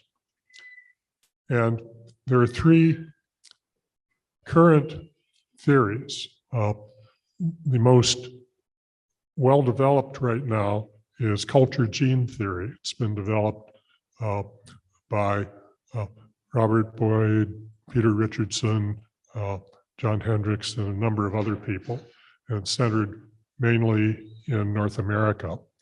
There's the cultural attractor theory, which is centered primarily in Europe around Dan Sperber and some of his group, and a culture worldview theory, which is the least well known, primarily developed by a woman named Leon Gabora. The overlap between these theories is extensive, but there are also a lot of distinctions between them. Here's the culture gene diagram of culture gene theory for cooperation. Starts out, there's group selection acts on group level cultural traits, and these provide an advantage for a group if they involve cooperation in either warfare with other groups or just in struggling to survive in a hostile environment. In the group, within group, you have normal genetic selection going on, and the group norms and conditions provide a group environment within which you have social expectations, you have punishment of defectors, and this facilitates within group selection for genes that favor pro-social preferences. And the fact that people who defect or free riders are punished levels the playing field, takes away the advantage they have in terms of within group interactions. Going beyond culture gene theory, the culture gene theory appeals to what they call a pro-social psychology that has been genetically evolved and carries with it certain social emotions like shame, guilt, and so forth. It doesn't yet explain how this psychology really evolved, how it gains its psychological power, and how it relates to and overrides biological selfishness. It also, culture gene theory uses an analogy to population genetics. And that means that the arguments and methods that it uses apply to basically any animal species. The thing is, though, that human cooperation is unique. So it seems reasonable to consider it as connected to other things that are also uniquely human. So we have to include things that are aspects of human consciousness. And in particular, what I would like to say is questions of personal and social identity. So we consider things like cultural idea systems, cultural norm systems, kinship systems, individual identities, and the capacity for reflective self-consciousness. Okay, this is not quite right, but if we take consciousness as aware of being conscious as being aware of sensory inputs in one way or another. Self-conscious includes with that the ability to recognize oneself. And reflective self-consciousness is the ability to step back from that and consider that self as a distinct object of thought, of self-reflection. And I would suggest that other animals are not reflectively self-conscious. Chimpanzees, monkeys, other primates have very highly developed social awareness. But here's a quote: they don't know what they know, cannot reflect on what they know, and cannot become the object of their own attention. Humans can be aware of their own identity as an identity. We're sitting here, I'm myself, I'm me, I have a worldview, I'm a person, I have a perspective, a point of view, it's all mine. About 75% of chimpanzees can recognize themselves in the mirror test. That's where they put a little red dot on the forehead. The chimpanzee looks in the mirror, goes up and says, oh, what's going on here? So it can say, that's me. But only humans ask the existential question, who am I? It's somewhat ironic for me to quote Dennett, but Dennett says, humans are not an organism bent on self-replication, but a person bent on furthering the particular goals and ideals with which that person identifies. If we adopt group markings and conform to expected group behavior and take on group beliefs, that becomes not only an expression of our commitment to the group, it's an affirmation of subjective existence and identity. That is, we have a social identity we take on through group membership, through role identities, and identification with the markings and symbols representing the groups that we belong to. So when a child is indoctrinated into a culture, the biological identity that comes with birth gets assumed by the group identity, and that becomes the ground for what I'm for subjective consciousness. So to the extent that the subjective consciousness is non-reflective, that is, that the person doesn't step back and say, well, that's how I've been programmed, that's what conditioning I've had, this is, you know, the things I identify with. To the extent that that doesn't happen, that it's just there, it's experienced as, that's the way things are. That's who I am, that's the way things should be. So for example, E. Evans Pritchard, an anthropologist in the early 20th century, studied the Azande of East Africa. And he looked at their belief system. He said, in this web of beliefs, every strand depends on every other strand. Azande cannot get outside of its meshes because this is the only world he knows. The web isn't an external structure in which he is enclosed, it's the texture of his thought, and he cannot think his thought is wrong. So humans mostly behave then according to cultural expectations, and it's not behavior that arises through genetic programming or rational choice. It's a part of who they think they are. And violating cultural expectations not only risks punishment, it contradicts who I think I am. So in that context, a challenge to a social norm or custom that I identify with is experienced as a threat to that identity. This is I've told I only have 5 minutes, so I'll be very quick. This is just a distinction between the biological identity and the genetic identity. And you'll notice down at the bottom, there's a little thing with emotions and feelings. The emotions, this is a definition that is, some people use it, some people use other words. People who study emotion have all kinds of words, but the distinction is similar. The emotions are direct physiological responses to input cues, especially those that have relations to biological survival. And feelings are the mental associations evoked by the emotions. In other words, it's what's experienced in the mind. And the thing is that the feelings get programmed by cultural input, by personal experience, and so forth. So here's just another linkage between what goes with emotions, what goes with feelings. So in the culture gene view, most traits that group selection acts on are behavioral frequency distributions over the group. They emerge bottom up from genetically selected behavioral traits of the group members. And selection on individuals for pro-sociality leads to a higher frequency of cooperators, and that gives the group an advantage in competition with other groups. In the cultural worldview version, cultural traits, a lot of cultural traits exist intrinsically at the group level. They aren't bottom-up things.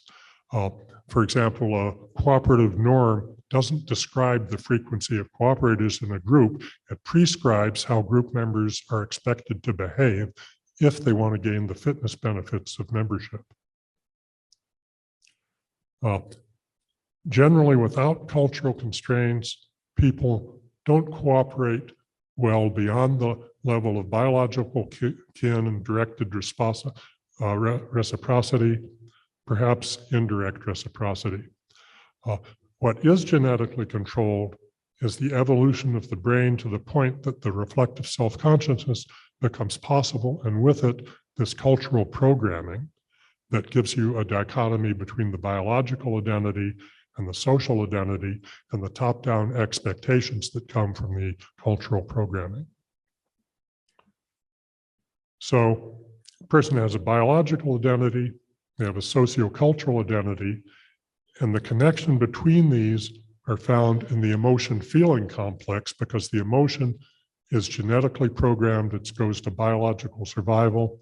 The feelings are cultural programs for what one responds to. I had an interesting experience some years ago now. I was watching a morning TV show where they were interviewing a Mormon polygamist family.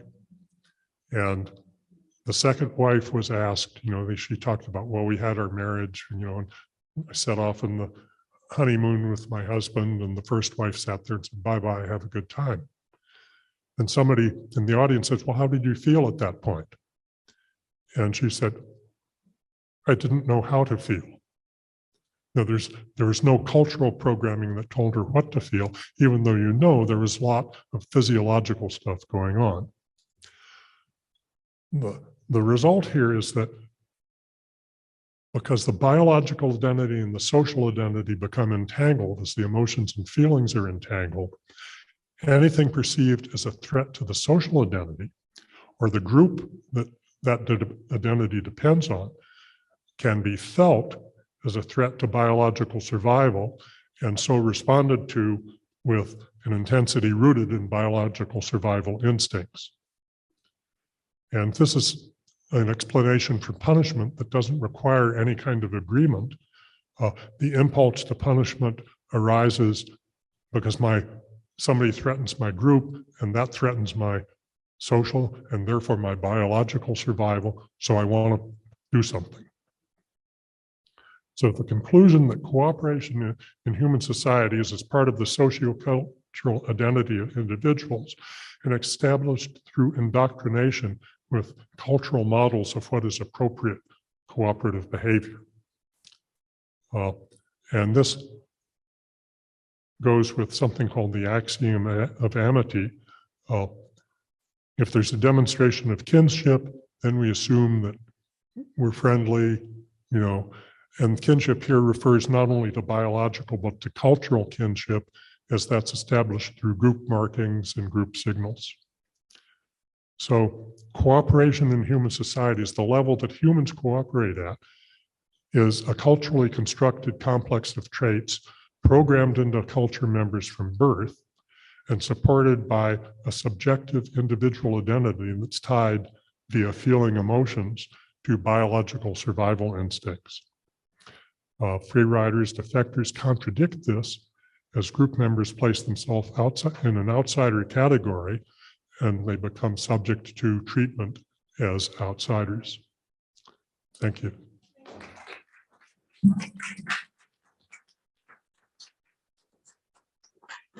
All right, a couple questions.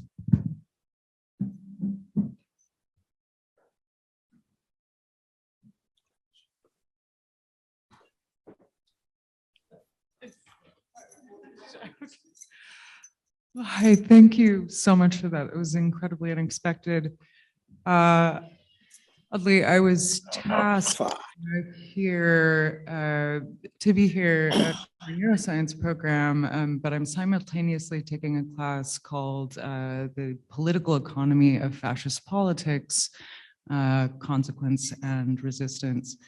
My professor asked me while I was going to be here to try to make some kind of correlation between neuroscience and fascist traits. I was really struck by the Dennett quote, and you were speaking about the idea of punishment of a member of the group that wouldn't be complicit in exacting punishment on another. I'm not sure that I have a proper question for you, but when we look at fascist traits and the rise of fascism and the cyclical rise of fascism, what in your mind do you think we could do? Some of these ideas that were proffered, like genetic, for example, definitely have a very eugenic-y kind of vibe to them. Would you mind trying to make a connection? I'm not sure what I could answer. The first thing is that these traits show up in basically every group. There's an excellent book that I think should be, required reading in high school by Doris Lessing. It's a series of radio lectures with the title "Prisons We Choose to Live Inside," and she makes the point that you find this kind of behavior both in right-wing groups and left-wing groups, in any kind of group. In other words, it's something that comes with the territory. And in terms of what can you do about it, I think Sue was talking about that, in the question that I asked her, namely, this book that you're writing is not only intended to present a survey of theories of consciousness, it's intended to help people become more conscious. And this is the distinction between the self-conscious and reflectively self-conscious, that if people learn to step back more and reflect on themselves and how they have been programmed and how they react and why certain behaviors happen, then you get the possibility of something else happening. I hope that answers the question. You laid out the the well-known theories of cultural evolution. So I just want to say, hey, what about memetics? This is, goes alongside dual inheritance theory, gene culture co-evolution. Memetics is an alternative with a second replicator, which would say those traits, many of those are information passed from person to person, and it's selfish information, just like selfish genes are, and that would account for a lot of it. It's not really relevant here. I just wanted to stand up for memetics because it always gets ignored. You're not alone by any means. But my question to you is the obvious one. Here we are at Tucson, is consciousness.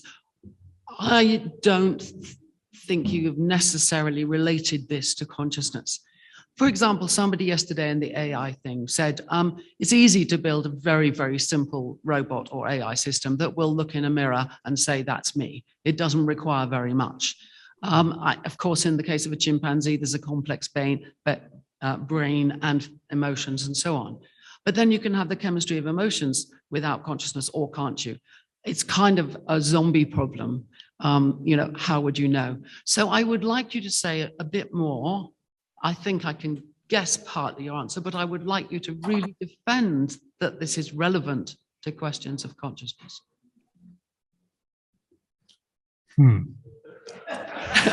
Sorry if that's a bit cruel, but hey, I'm interested to know, because I'm thinking about this all the time. When I'm doing my memetic stuff and cultural evolution stuff, I'm also thinking this question. So help. Okay, let's start talking about memetics. That's easier. Okay. Of the culture gene people, and to an extent cultural attractor people, cultural oral field people, have a very dim view of memetics. Indeed. On the other hand,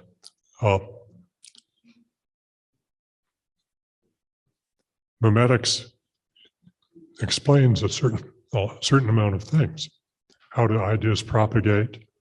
How do, why does, the thing it doesn't explain is why does this particular meme catch on and this one doesn't? That has to go in, and I think that this all connects. Like these three theories need to be synthesized somehow, and that will go back to questions of memetics, because cultural attractor theory is well designed to answer the question, why does this meme take off and this one not? But I think, you're talking of Sperber here, and he and I have argued about this quite a lot. And I would say, well, you just need the psychology. You need to say this grabs this emotion, this grabs, the stickiness of memes and so on. But let's come back to consciousness. I find myself able to do a memetic job of saying, this is why this meme and this is why these groups of memes and how these affect identity, without talking about consciousness. And yet I'm all the time wondering, well, do we need to be conscious? And I don't know. Okay, well, if we go to what's any relevance that I see to consciousness is, I think, in this distinction that comes up between self-consciousness, reflective self-consciousness, or simply consciousness, because that's something a lot of the talks here simply use the word. Yeah. And say, well, conscious, okay. So, for example, in an earlier talk, measuring consciousness is relevant to animal rights. Okay, are animals conscious? I think certainly they are. But are they self-conscious or reflectively self-conscious? That's a question. If you look at it one way, you could say, okay, animals are certainly conscious, and there's stuff going on in there, and they respond to it, and so forth, but they're not self-conscious, and without that particular internal structure of a self, then when there's pain, it's pain present. There isn't a self to buffer it. Yeah. And you can say things like that. Yeah.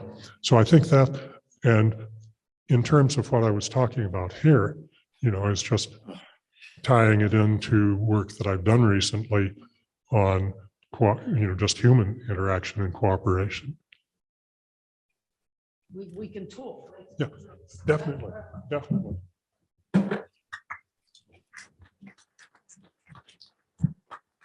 All right. Thank you so much. This is really a great conversation. We're going to run a little bit past 7, but introducing our final speaker, this is Holbrook Mahn. He is a professor at the Department of Language, Literacy, and Social Cultural Studies at the University of New Mexico, where he has been teaching for 20 years. He has written extensively about the work of Lev Vygotsky, a Russian psychologist, and today he'll be making recommendations towards a unifying theory of consciousness. Welcome. Okay, well, to answer this rather pretentious question, my approach is going to be quite a bit different. So what I'd like to do is to start with a roadmap for how I'm going to answer this question.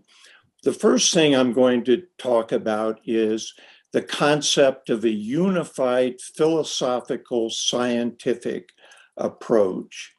And then I'm going to look at the concept of being, which is a huge concept, and it's one that is central to what I'm going to be talking about.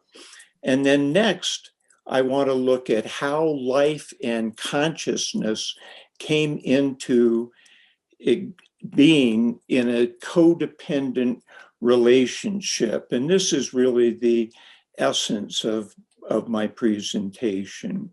And then I want to look at how the consciousness in animals developed from bacteria up through humans. And then finally, I want to look at the development of human consciousness in the species and in the child. And this brings us right back to where we started, and I won't break into song at this point. And I want to, in this presentation, try to avoid the pitfalls that have led to dead ends in the study of consciousness. And so I will try to do that which has often not been done, and that is to analyze the brain and mind as a unity. When they're separated out and then patched together at the end, you don't get the essence of the whole. And then I want to underscore the role of language in the development of human consciousness. And I want to study consciousness as a process that comes into being, develops, and evolves. And I'll try not to make these common mistakes, which I think have gotten in the way of answering the question that I've posed. And that is not to anthropomorphize animal conscious and to take concepts that are human, like human emotion, and apply them to the affective states of animals. And then a big problem is equating consciousness with conscious awareness. And then finally, I don't start with a definition of consciousness. So what is a unified approach? Well, the ancient Greeks all pretty much had that approach. And I'll start with Heraclitus, who looked at dialectics, that everything was in a constant state of change, in flux. And he looked extensively at being. And all of the concepts that will run across the these philosophers are building on one another. The person who really solidified the unified approach was Aristotle, who looked at a metaphysical approach to all of reality, combined with a physical approach, because for him, there really was only one reality, in that the physical has a metaphysical aspect because it has being. And the physical ultimately is, the metaphysical is ultimately grounded in the physical, because unless you want to attribute some transcendent being, which is beyond observation. Next is Spinoza, who went against his mentor Descartes, who created the brain-mind dualism. And Spinoza looked at it as a unity, which he captured in the phrase of a thinking body. He also focused a lot on the concept of being. And then I'll look at Marx and Engels, and I know that there's often an affective response when their names are brought up because of the distortions that exist in the Western world and the brutality that was carried out in their name by Stalinism and Maoism, which we can see now in the situation in Ukraine. They used the dialectical materialism, not in the same sense as Hegel. They broke with Hegel, and materialism not in a reductionist way, because they looked at human sensuous activity, and they used their approach to study human social formations. And the person upon whom I rest my theory extensively is Vygotsky, who used this approach to study human consciousness. About a century ago, Vygotsky addressed the big problem that existed in looking at consciousness with the behaviorism and introspection. And he felt that you could not come to an understanding of consciousness if you did not look at these as combined. And so his approach focused a lot on the role of language.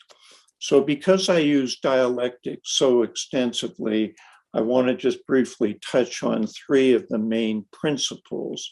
So the first is quantitative change bringing about qualitative transformation, which we can see in the metamorphosis of the butterfly.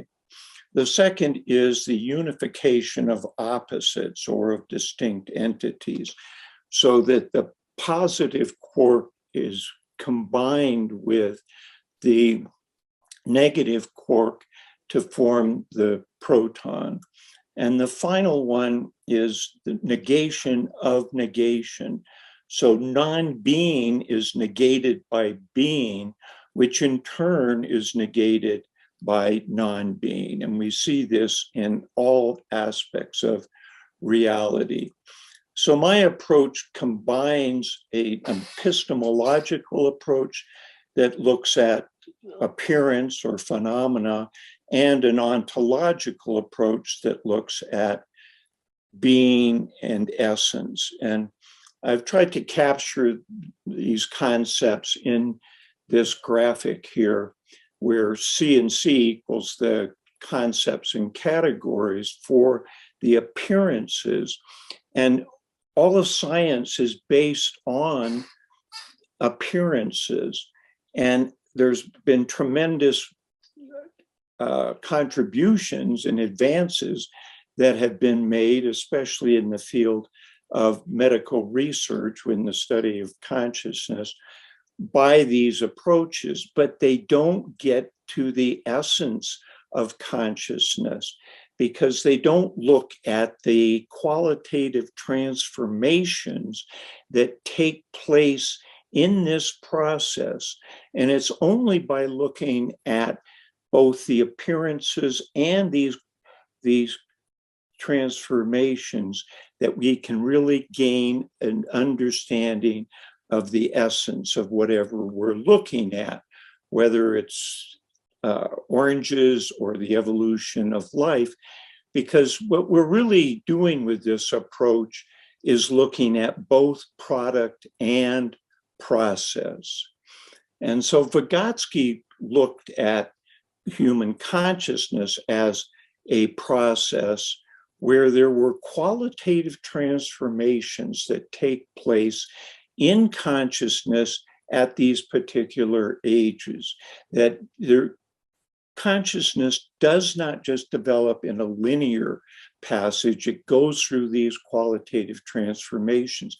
And this is the foundation for human consciousness, which we cannot understand if we're just looking at the appearances. And so any process looks at the beginning, how something comes into being. And the way I look at being is to conceptualize an infinite unified energy field. And it's unified in the sense that the weak force and the strong force and electromagnetism are unified in a field that has thermal equilibrium. And this field is being. And then within this field, you'll have a quantum fluctuation where a tremendous amount of energy from billions of light years is concentrated in one spot, which brings about disequilibrium. And so in order to break that disequilibrium, there's a rapid expansion that brings our universe into being. So everything in our universe has a beginning and an ending. So our universe is finite, but it does not have boundaries. So then if we look at the solar system and the cooling of the Earth and then the changes in the atmosphere that take place with this cooling, and eventually we have the conditions for the origin of life. And there's a lot of research that's been done that claims that life began around these hydrothermal vents because they're rich in minerals and they're surrounded by clay, which brings about the energy necessary to catalyze the formation of molecules into monomers and then into polymers, an extended chain of monomers. And the key one we'll look at is RNA, and which is then floating around in this primordial soup. And there's also a predominance of these lipid proteins that have a hydrophobic tail and a hydrophilic head that join together in this layer, and then they form into a sphere. And this sphere, if it captures an RNA, self-replicating RNA molecule, it then creates an internal and an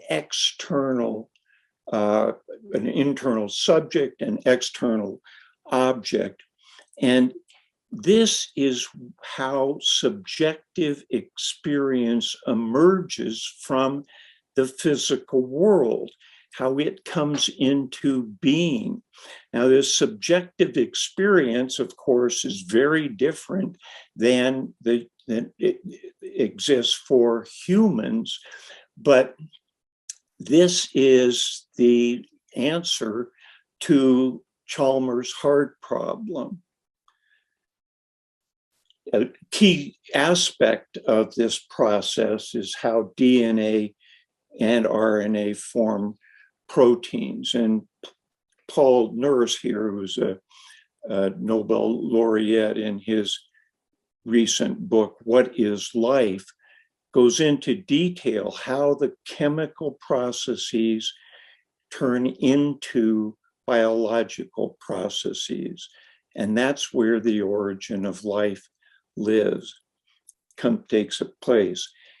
The thing is, with the information that's encoded in the DNA, it tells or instructs or informs the protein how to make sure that the organism has the awareness in order to survive and grow and reproduce, which are the functions of consciousness.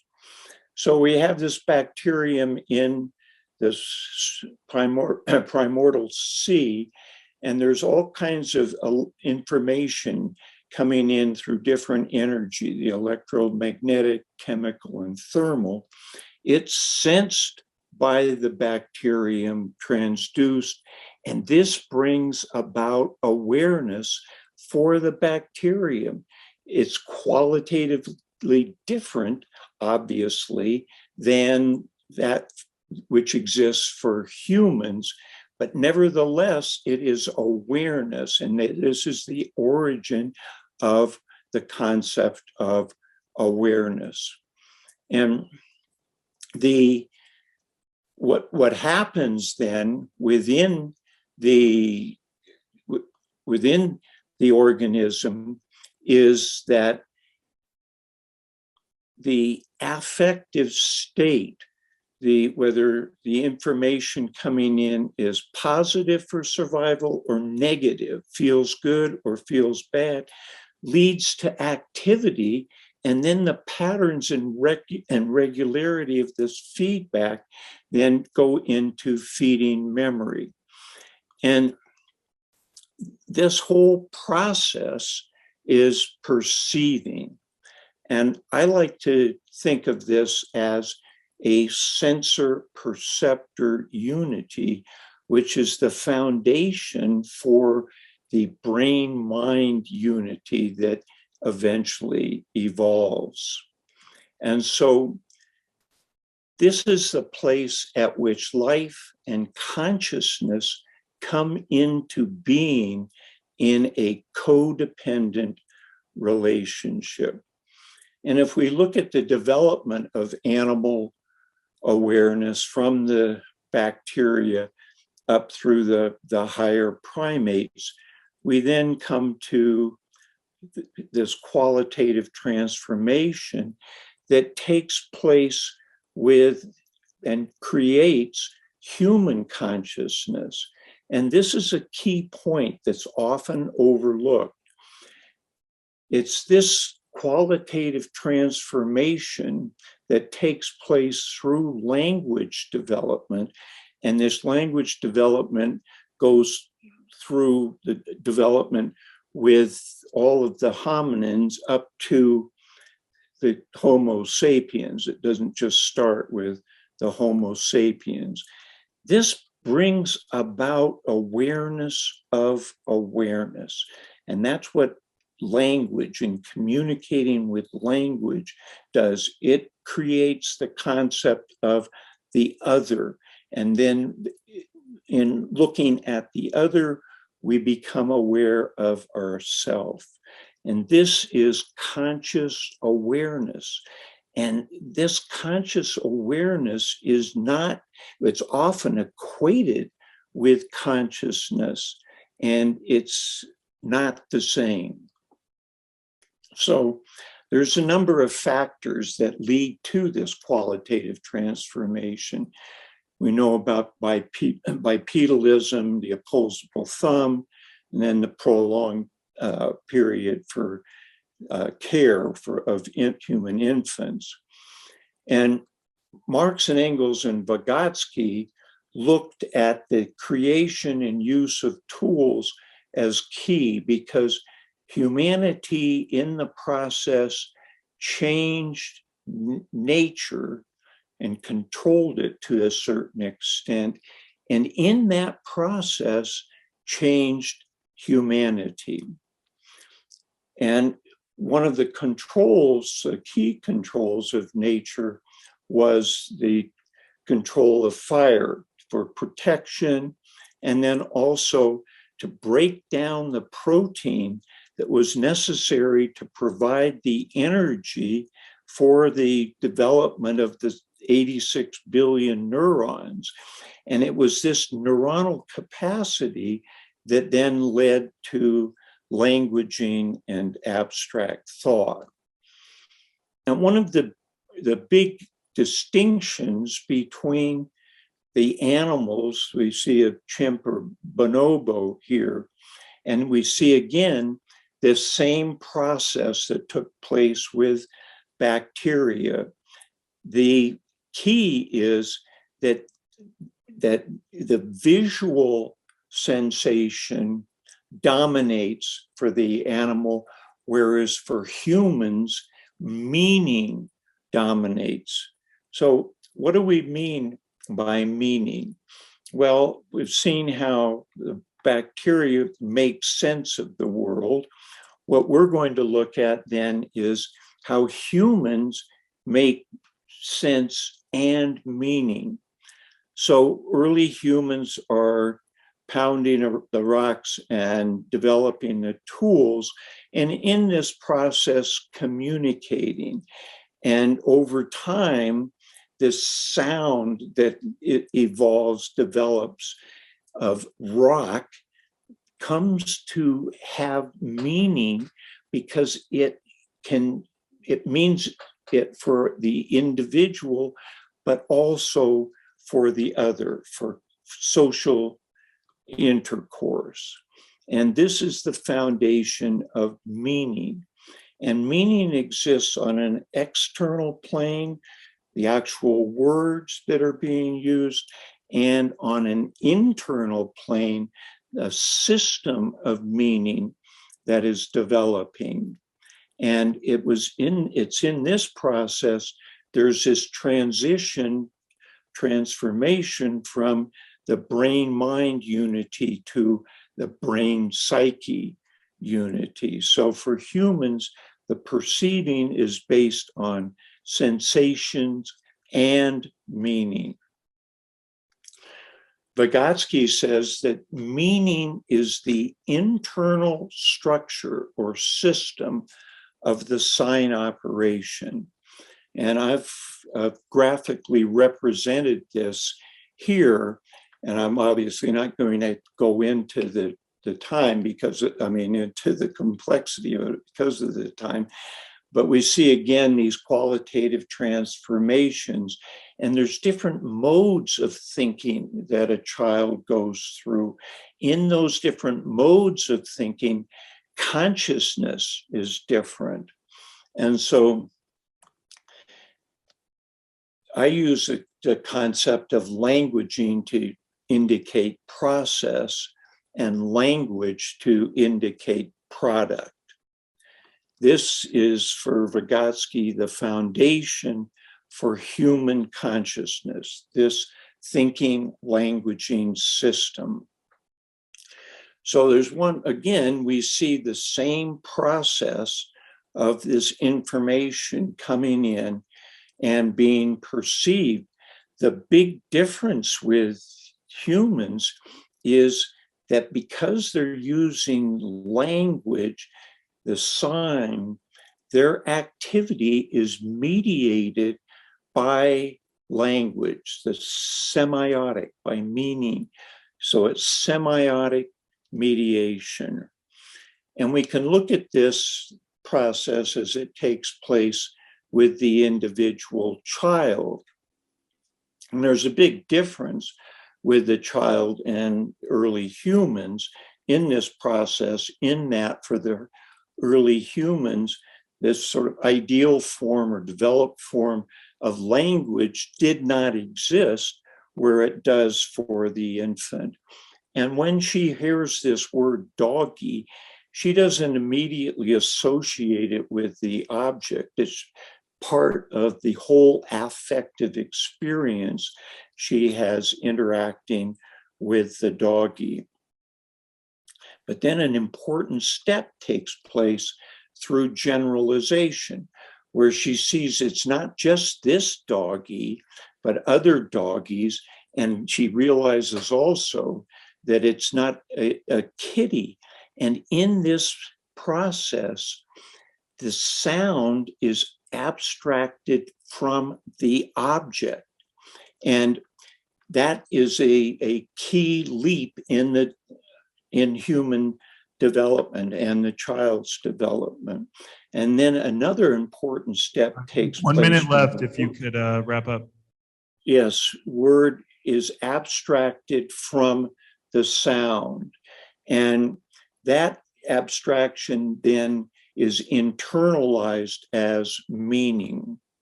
So the final concept here is that I use is a conceptual neuronal network. And I distinguish neural, which can be applied to computers or artificial intelligence, from neuronal, which depends on neurons. So animals develop this system, and with neurons, there's then the development of the brain, and we see the same making of sense in the generalization. Animals signal, they don't have the same communicative intent as humans, but with all of their interaction, it strengthens this synaptic connectivity, which is key for this network. And with the humans, there's this qualitative transformation into a semantic neuronal network that is governed by meaning. And there's the transition from the brain psyche, the brain mind, to the brain psyche. With humans, it's signifying, it's having communicative intent. So all of these concepts are in an article that will appear in the spring 2023 edition of Language and Social Cultural Theory, which will be on my website when it's published. And there's also videos and articles there that help to go into a far more depth with the concepts I've presented here. So on behalf of my 40 trillion bacterial cells that help me to deliver this presentation with some degree of consciousness, and for your 40 trillion bacterial cells that allowed you to attend to it with some degree of consciousness, thank you.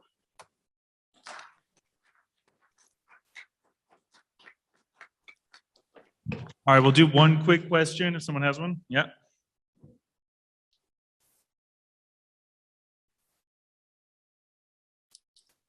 Thank you, Dr. Mahn. I'm going to try to be as coherent as possible because I'm speaking through a yammering migraine.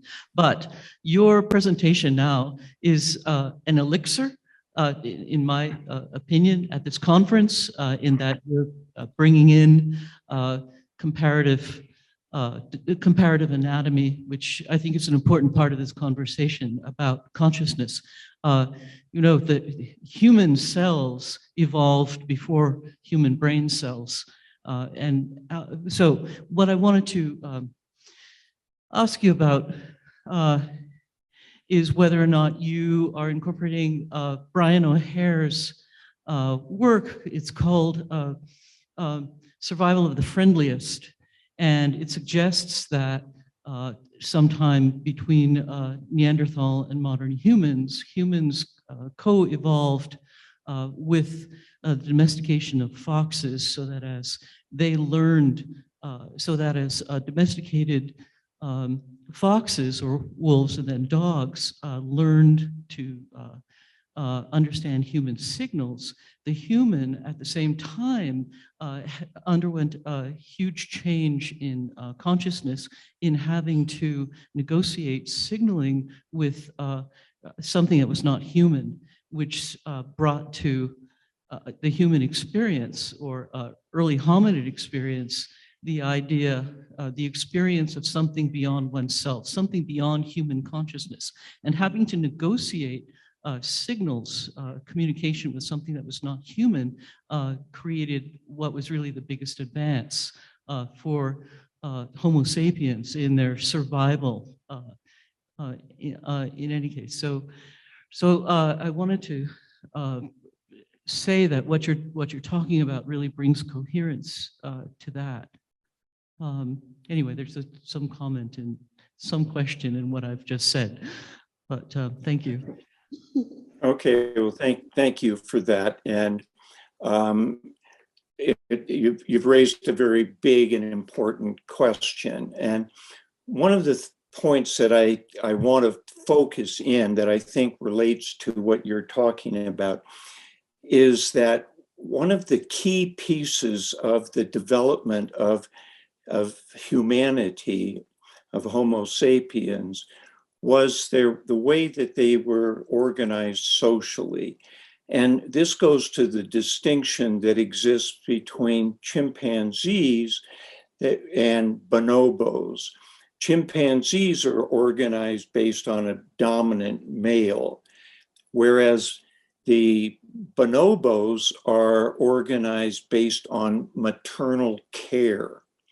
And that difference, I think, was fundamental for the survival of the Homo sapiens, because as we left the forest, that cohesion was necessary in order to survive.